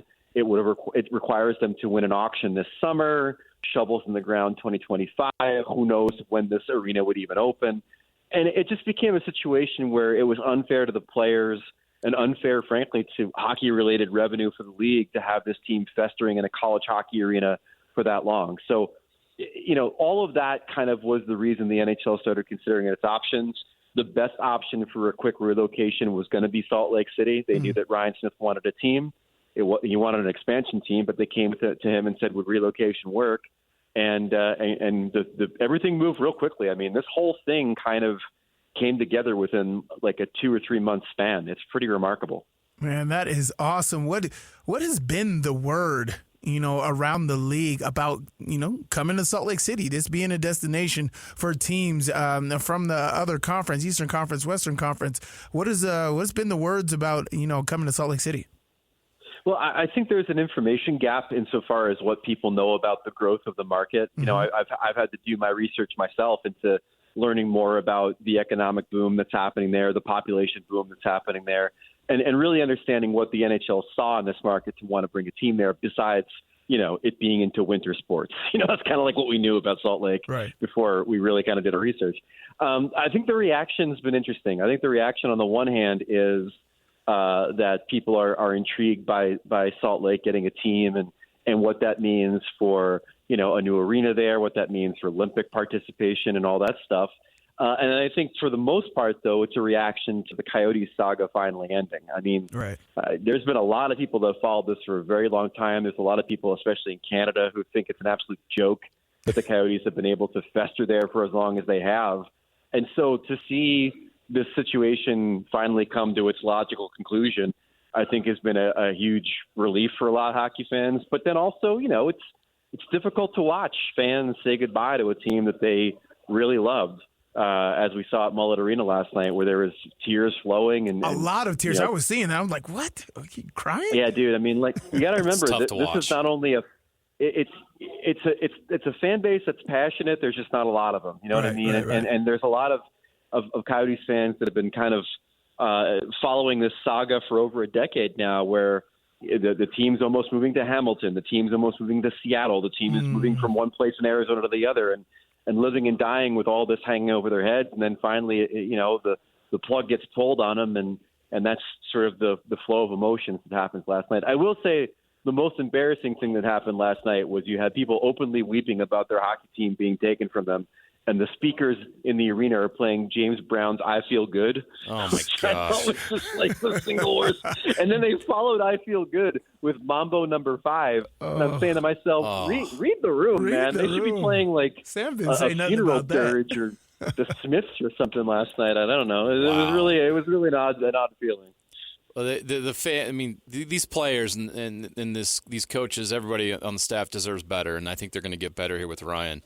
I want to revisit the branding and the mascot, all that stuff, real quick. You shared on Twitter earlier today that there's been some patents filed. Maybe was it on Tuesday? Some of the names that I don't know. We don't know, but you said there was some things. What are some of those names, and what do you know about that? So there's a guy named Clark Rasmussen who runs a website called DetroitHockey.net, I think is what it is. So you can find the link on my Twitter and follow it there. But this guy is famous for following the U.S. patent and trademark filings around pro sports teams. He's the first guy to figure out the Vegas team was going to be called the Golden Knights. He was on the Kraken before the Kraken were named. So this guy knows how to suss this thing out. He's not sure if this is in fact the Utah team that's filing this stuff, but the timing of it was very curious. And some of the names that they filed are maybe names that we're going to hear tomorrow, including Utah Hockey Club and Utah HC.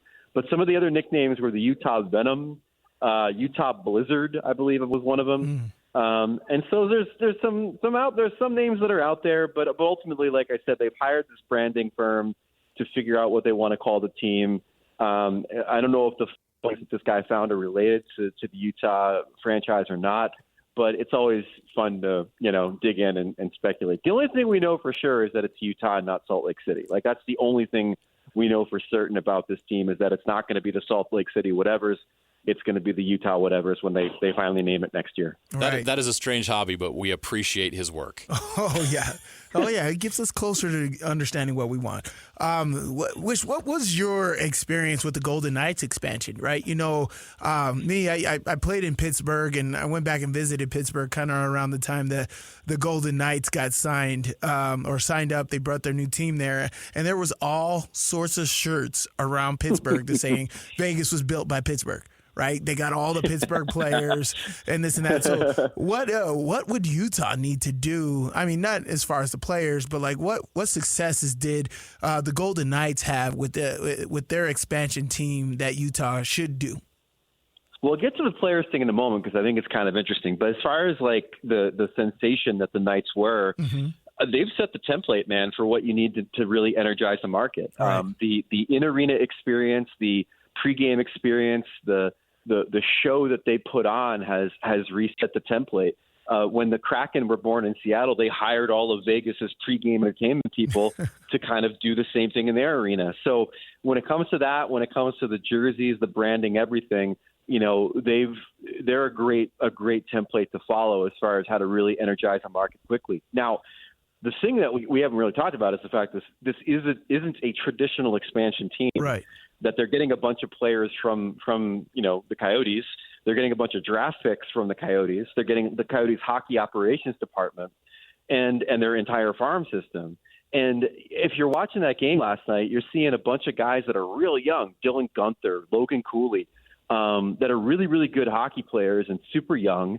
And you're saying to yourself, this is really intriguing. Like there are a lot of teams that move that it takes a few years for them to get back to being at contender status because maybe they've been stripped down to nothing because they knew the team was going to move. And then obviously with expansion teams, you have teams like Vegas that play for the Cup in their first season. And you have teams like Seattle that have missed the playoffs in 2 of the 3 seasons they've existed. I think the Utah team is really set up for success. I think that they've got a ton of young talent on that team and in that system. They've got a huge amount of draft capital they can use to draft or trade.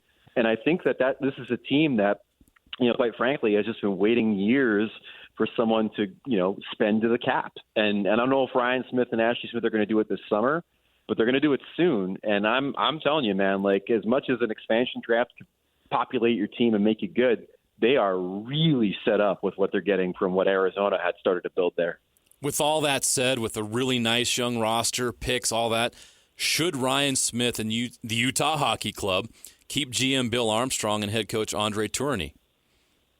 Yeah, I think so. At least through this first season. There's going to be so much turnover and so much chaos surrounding this roster that it's probably good to keep the coach in place. They know him, they like him, and he's done a pretty good job with them too. It's funny that this team might have actually been a playoff team this year were it not for their season completely falling apart when the reports about them relocating to Salt Lake City came out. When as soon as that happened, they went into a huge losing streak.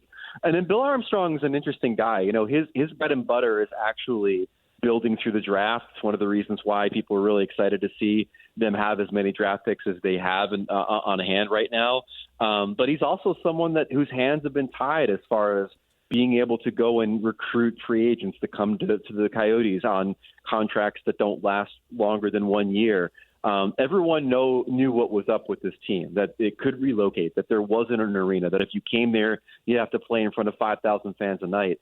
Now he's got an owner with deep pockets. Now he's got an actual arena where the team's going to play. So I'm really excited to see what happens with him having some resources and assets to play with insofar as how he builds a team beyond the draft. I saw you guys posted a top 50 NHL player ranking on the website today, and I went through it. I didn't see any Coyotes players. Well, which is that was a gimmick for the playoffs. That's only playoff players. Oh, okay. I'm sorry. You're of fine course, on you that, didn't see any, but I'll still ask this question. Yeah, go ahead. Is there a top 50 guy? Would you say there is a top 50 guy on the team if you included all the players? And if not, are there any of those players that could be available this offseason via free agency or maybe a trade based on what you're hearing with the team that maybe has too much payroll or otherwise? Well, there's definitely going to be players available that are of pretty good renown. I mean, there's a guy named Sam Reinhart, for example, with the Florida Panthers, who had over 50 goals this season. He's going to be an unrestricted free agent. Steven Stamkos, a star player with the Tampa Bay Lightning. There's no telling what's going to happen with him and that team after the season. They haven't talked about a new deal all year. But I mean, as far as what's on the roster already, Clayton Keller is a great young player, a star for that team, somebody who's on a long-term contract, and somebody who I think would be a much bigger name if he had been playing in a different market for the last few seasons. And then, a guy who really came into his own this year was their goalie, Connor Ingram, who has a really great story. He's got a kind of a personal journey overcoming OCD and depression and stuff to really get his life in order. And he was an outstanding goalie for them this year. And, as everybody knows in hockey, I mean, the goaltending position is the difference between winning and losing on a lot of nights. And if you've got a good goaltender like him, then you're doing pretty well for yourself. And he signed, I think, for the next couple of seasons. So those are two pieces that are already in place.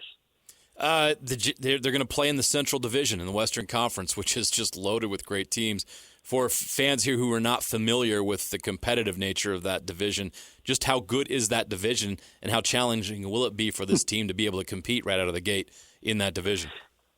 Yeah, it's a tough division, man. I mean, the three teams that finished in the top three in that division, the Dallas Stars, the Colorado Avalanche, and the Winnipeg Jets, are all great in their own right. Dallas is the favorite in the conference to advance to play for the Cup right now. If you check the sports books, the Avalanche led the league in scoring. The Jets were one of the top defensive teams and have one of the arguably the best goalie in the world, and Connor Hellebuck on their roster. And then you got the Minnesota Wild that are kind of okay. I mean, like they lost their way a little bit this season, and the St. Louis Blues, the same story. And then you got the Blackhawks, who had to strip their team down to the rivets in order to win the draft lottery and draft this kid Connor Bedard last year. But Connor Bedard looks like he's going to be the next generational talent in this league. So they're going to be on their way back up too. So it's a really competitive division with a lot of really good players and solid teams. So it won't be easy coming into the Central. So the Blackhawks did a Wembanyama to get their guy. This is an NBA market, Wish. Bear with us. No, but that's exactly right. That's exactly right. And the NHL is infamous for teams being willing to do that. The issue is that if you strip your team down to nothing and try to tank, and San Jose, the Sharks were the team that did it this year the most, you still only have like a 25% chance of winning the first overall pick. So it's still risky, but in the NHL, you guys will learn pretty quickly. The teams that do have elite talent are the ones that thrive, and usually the only way to acquire that elite talent when it's in their prime is through the draft. Well, let's talk about that. What are, for us non-hockey guys, we are NBA market. We're trying to adjust to this, and I'm sure the Salt Lake community is going to absolutely dive headfirst into this hockey atmosphere. What are some important key hockey dates to look out for, like the draft, All-Star Weekend, free agency, stuff like that? Yeah, you guys are hopping on board at a very interesting time. So the draft is in June. Mm-hmm. It's at the end of June, and actually, it's kind of cool this year. the draft is going to be held at the Sphere in Las Vegas. Oh, nice. Yeah, which is kind of incredible. So the NHL draft is a fun time insofar as like learning who your team's going to have on the come up. But there's a large learning curve for hockey fans. It's a lot of NCAA players, junior Canadian players, and then players from all over the world that you've never heard of before. So you got to rely on the draft experts to kind of tell you what's going on. It's not as easy as the NFL or the NBA. Right. All-Star game is usually in January or February, but next year is going to be kind of a funky one for the NHL. So there is actually a special in-season tournament next year called the Four Nations Cup, I believe it is, where it's going to be NHL players from the U.S., Canada, Finland, and Sweden all playing each other as a kind of an appetizer for the 2026 Olympics, which is the first Olympics that the NHL is going to be going to since they went to Sochi in I think it was 2014. So it's a really cool time to get into the league because you have all this like international hockey stuff cooking for the next 2 years. Awesome. And then obviously, look, I mean, the playoffs start this weekend for those fans that want to check it out. And for my money, albeit biased, the Stanley Cup playoffs are the best tournament in pro sports, and especially the first round when you've got all 16 teams in action and it gets real chaotic. And it's not one of these deals where like the one seeds always make it through. In fact, the Rangers won the President's Trophy this year, which is what the team with the best record in the league wins. And I think there's been 37 teams that finished with the league's best record, and only 11 of them actually advanced to play for the Stanley Cup, and only 7 of those 37 actually won the Cup. Jeez. So being the best doesn't mean you're always going to end up as the best. It's just surreal to me that a year from now we could have the Stanley Cup playoffs in Utah. People here are so fired up. Wish, I cannot thank you enough for your time today on a busy day to share all your knowledge with our fans here. People are excited about this. They're excited for coverage, and they're going to be watching your coverage. Tell people here how they can find you and all your coverage of NHL hockey. Yeah, head over to ESPN.com. That's where all my writing is, and keep an eye out for a big, long story that me and my colleague Emily Kaplan are doing about how this whole deal was pulled off. And then I got a podcast called The Drop that's also on YouTube with my co-host Arda O'Cal, and it is a fun and irreverent look at hockey with lots of ranting and raving about things as people, like to do. There you go. And at Wyshynski on Twitter. Wish, thanks so much. We appreciate you, and can't wait for you to come to town and meet you in person. But thanks so much for jumping on here and guiding us through this incredible day. Anytime. Congrats, everybody. That's Greg Wyshynski, ESPN hockey writer, breaking it down and explaining to us a lot of these things that we're going to get a chance to dive into and learn about this team and what the future is. It's just incredible. We are now an NHL market, and we'll have an NHL team playing real hockey games in the NHL in October. Crazy. Absolutely insane. I'm so excited. One, because I'm a big hockey fan. You know, I tell the story all the time. I literally lived right across the street from Consol Energy Center where the Pittsburgh Penguins played in Pittsburgh. And going to those games, I'm like, oh, this is awesome. Yeah. And so I can't wait for that to be here at Delta Center soon. It was brought to you by G2G Bars. With all natural ingredients, no preservatives, and plenty of protein, G2G Bars are perfect for anyone who needs a tasty and nutritious boost. Also, call Trajan Wealth today, your local financial fiduciary, 801-899-7600, or visit their website at TrajanWealth.com. Coming up next, Jay Stevens, our own Jay Stevens, KSLSports.com, and the Puck Report. We'll get his reaction to the news today. That's coming up next. JJ and Alex, 97.5, the KSL Sports Zone. Your home for the best coverage of the Jazz, Utes, and Cougars is right here on the Zone. This is JJ and Alex, presented by G2G Bars on 97.5, the KSL Sports Zone.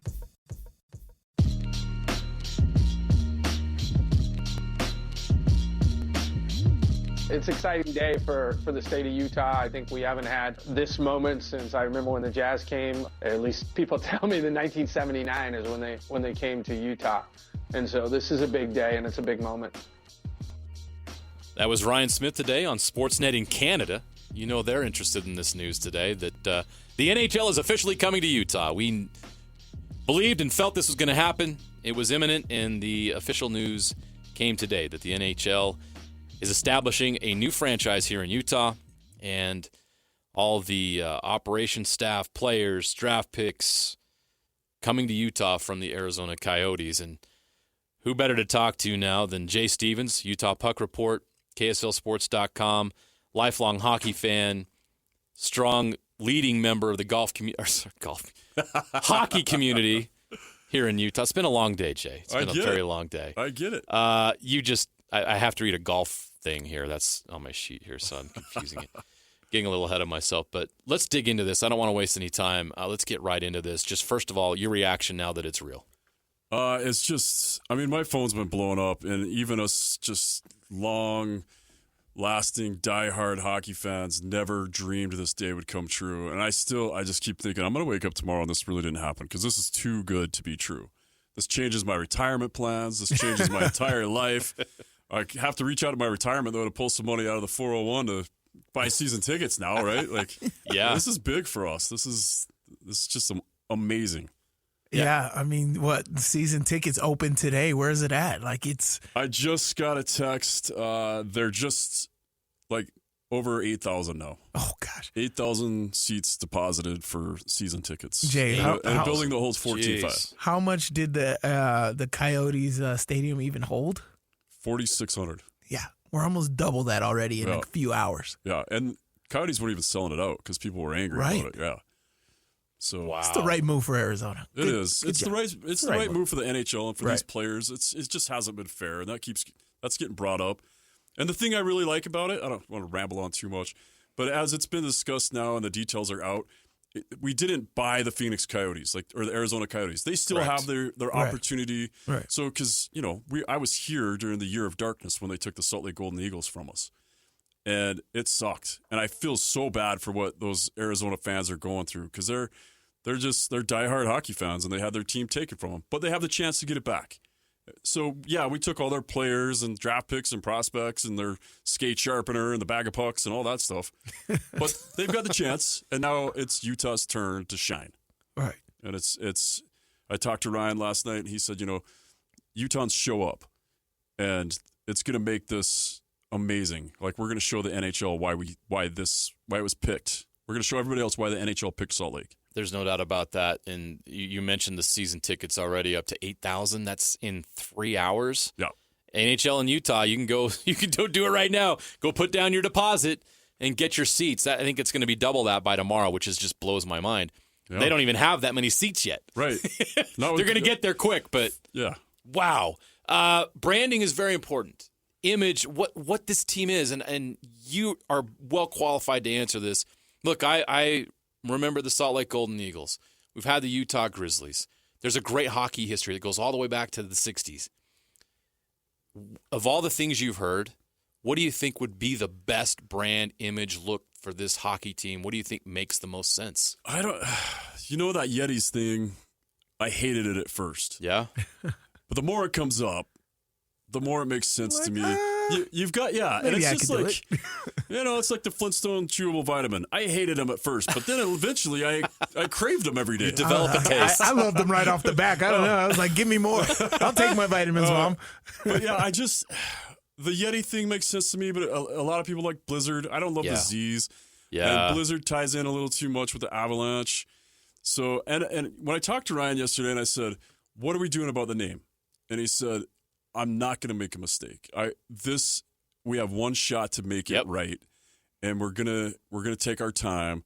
So, but you can't. The Utah Hockey Club is technically what the University of Utah hockey team is called right now. They are called the Utah Hockey Club. That's their website. So they're going to be called Utah Hockey something.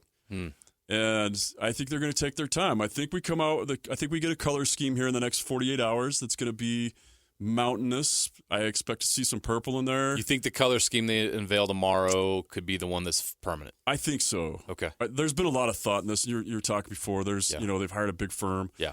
They're going to put a lot of thought into it. I wouldn't be surprised if it just ends up being the Yeti. And he could rush it. It's hot right now. If you had Yeti jerseys right now, he'd be making bank up. We've seen some of the mock-ups. And it's great. I love the mocks. With some purple and blue and white, like the icy look with the Yeti. And the mountains in the background. And it's a great mascot. It's very marketable. Yeah. Very marketable, and it makes a lot of sense.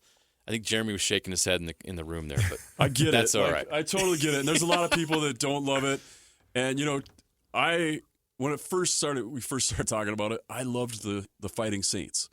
Because that's got a tie to Utah as well. Yeah. I can see how some people wouldn't like it. Maybe it's too. Wasn't that the name? Supposed to be the name of the original Golden Eagles, but there was some controversy around it. And the church didn't like it. I don't know if it was the church. I think it was the church, but yeah. And then also St. Paul, who the professional hockey team that was the Fighting Saints, they were like, "Wait, we still own that logo." Okay, there you go. So, but now they don't. Like I checked it out. It's out there. Okay, but I don't think it's under consideration. So Greg Wyshynski, our last guest, he shared this. There's a guy named Clark Rasmussen who looks these things up, but he looked up the U.S. Patent and Trademark Office, and on Tuesday, the following applications were filed: Utah Blizzard, Utah Venom, Utah Fury, Utah HC, Utah Hockey Club.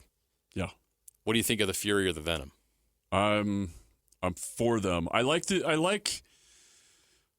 Fury. I heard Revolution at some point too. Okay. Utah Revolution. I'd heard that. Well, actually, they registered like 30 names and 30 websites yesterday. There you go. Oh, okay. I've heard Olympians too. I saw a mock-up for the Olympic Olympians. Games, Mount Olympus. Yeah, makes sense. I liked it too. You know what? I'm just happy to be here. Yeah, I was just going to say that. I was like, I'm happy with whatever. These are all great. I'm fine. I was just reading on the Utah Puck Report page. People are like, they're already making a joke over the team because they're not going to name it for a year. I'm like, no, they're taking their time, and I don't care what they call it. I am just excited that it's going to be here. It doesn't matter what you do. Yeah.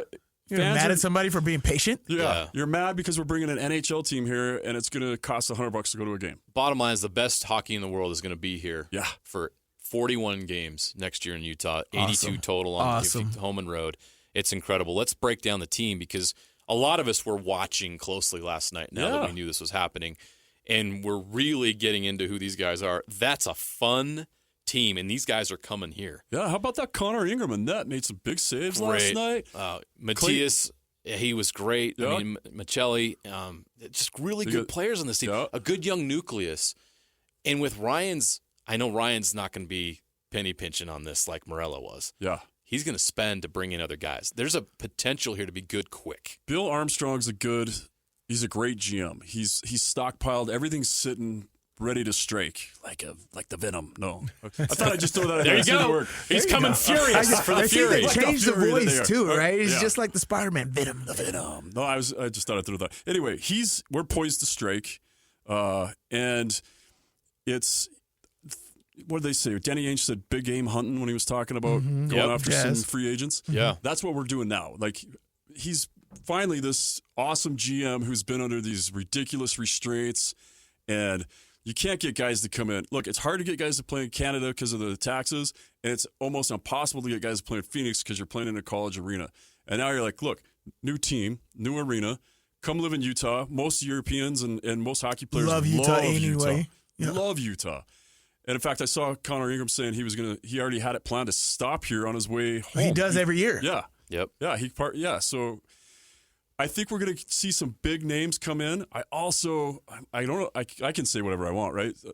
I think Trevor Lewis gets signed here next year. Oh, that would be perfect. Wouldn't that be the perfect way for him to end his career? Yeah. And he hits his 1,000th. Gosh, that'd be great. He hits his 1,000th game here next year. Oh, that would be special. Yeah. Trevor's got some really good free agent friends that have veteran leadership that have won a couple cups. I could see him bringing one or two of them. Wouldn't Alex that be Martinez, special? his contract's up with Vegas.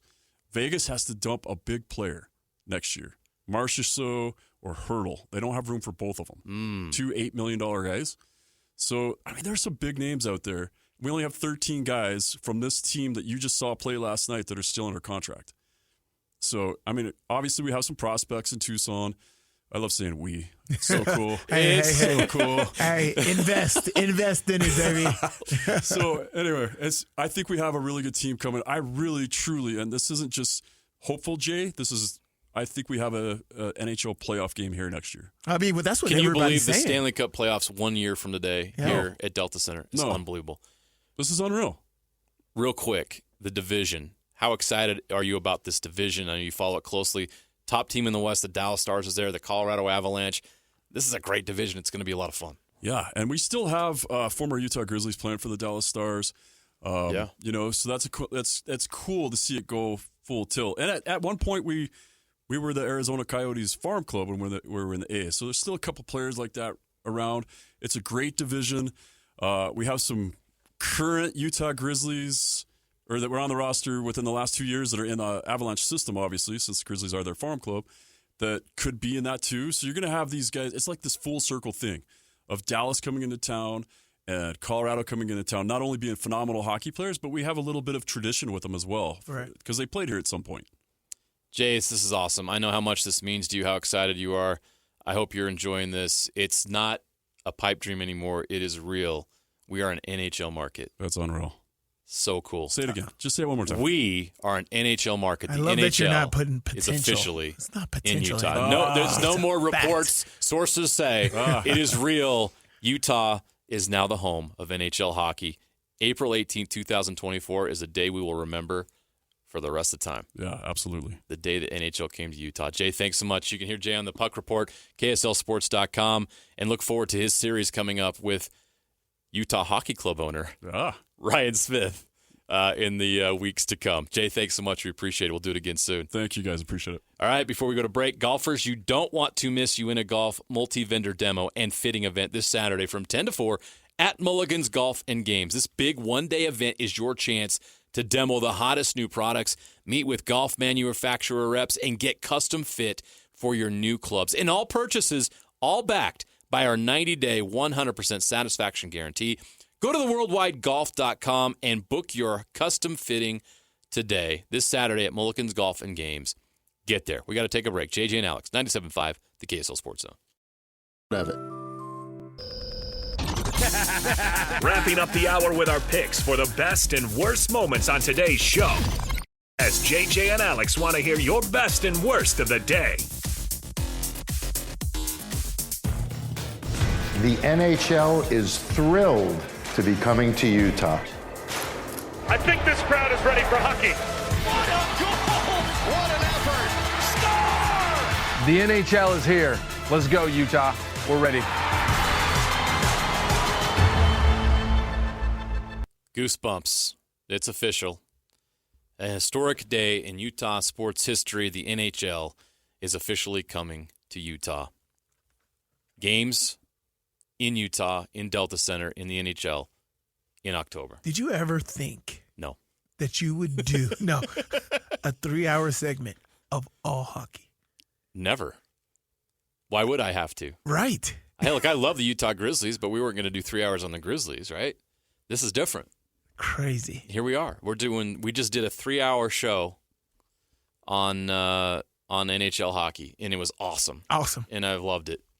You're a pro football player. You grew up playing basketball.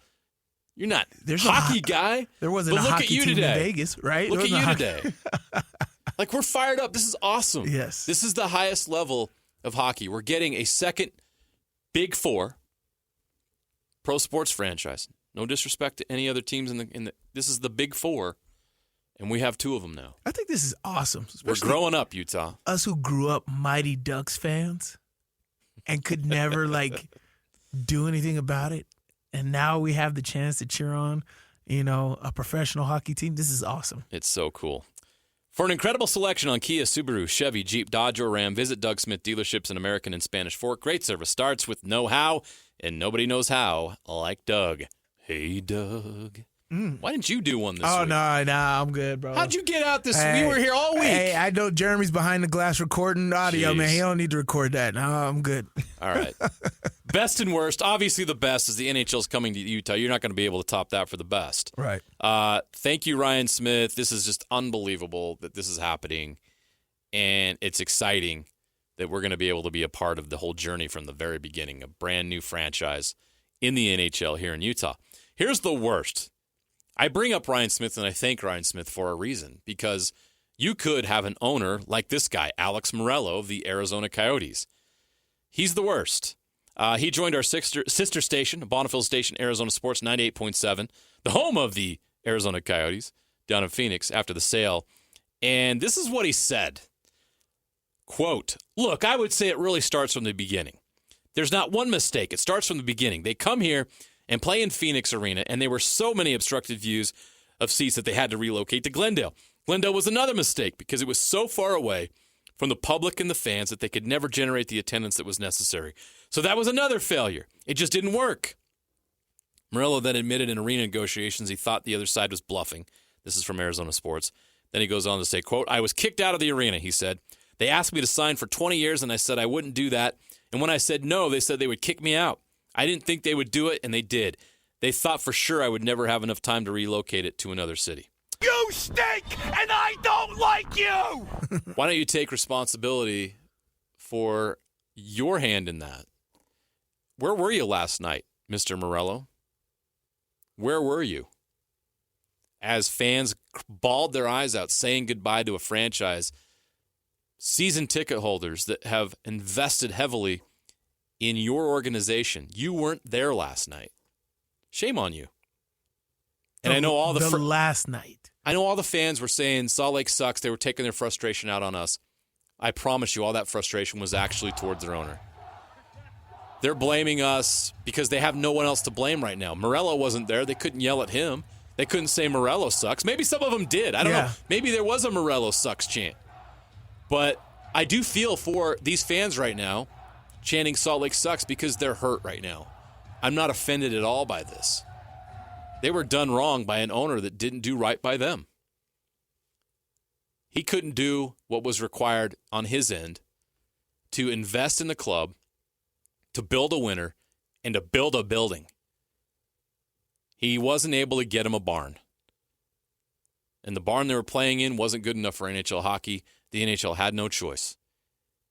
And I feel for all of you down there, but we get to benefit from that because now we have our own NHL franchise.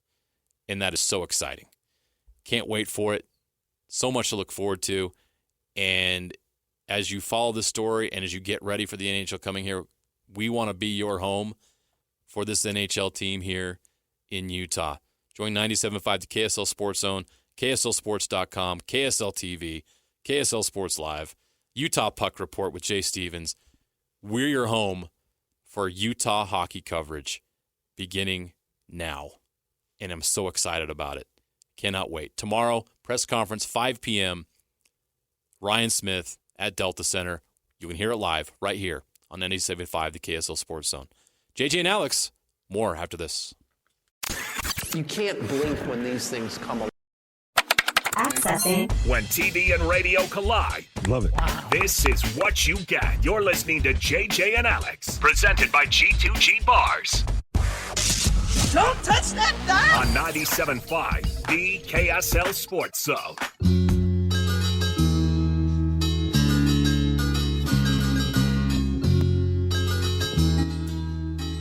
I know you have a lot of questions about this new NHL team in Utah. One of them may be, where do I watch the games?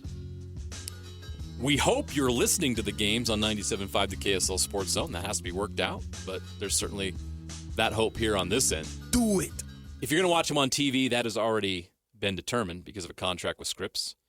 Ion, Utah 16, KUPX, will air the games free over the air. So Utah 16, so Channel 16 here in Utah will air Utah Hockey Club games next season. If you were curious last night, you could have tuned in on Utah 16 to watch the Arizona Coyotes final game. So that will be the TV home moving forward.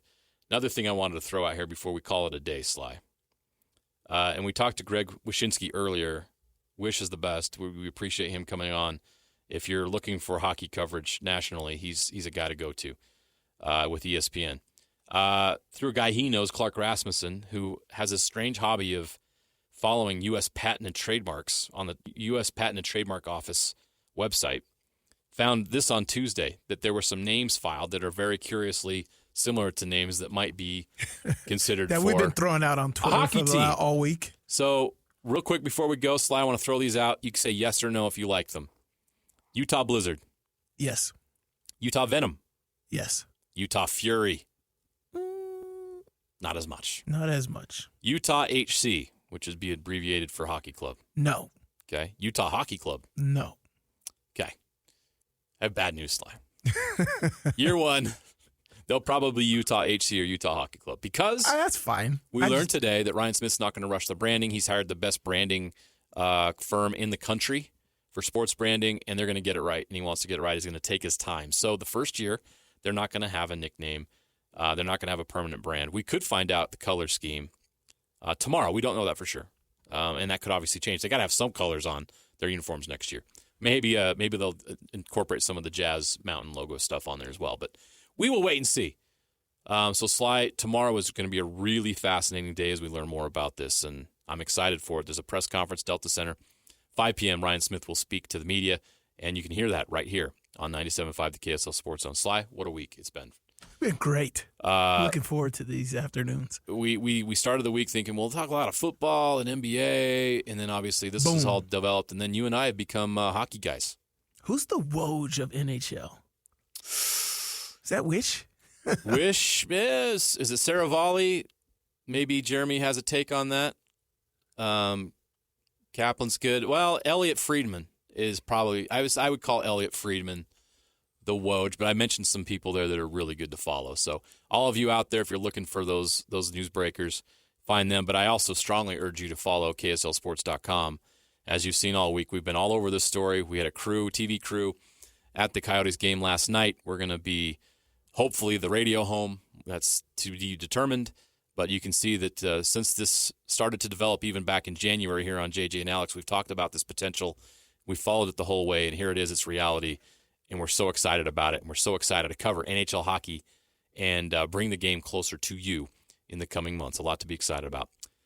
That's a wrap. Sly, thanks. It was a great week. It's JJ and Alex, 97.5, the KSL Sports Zone.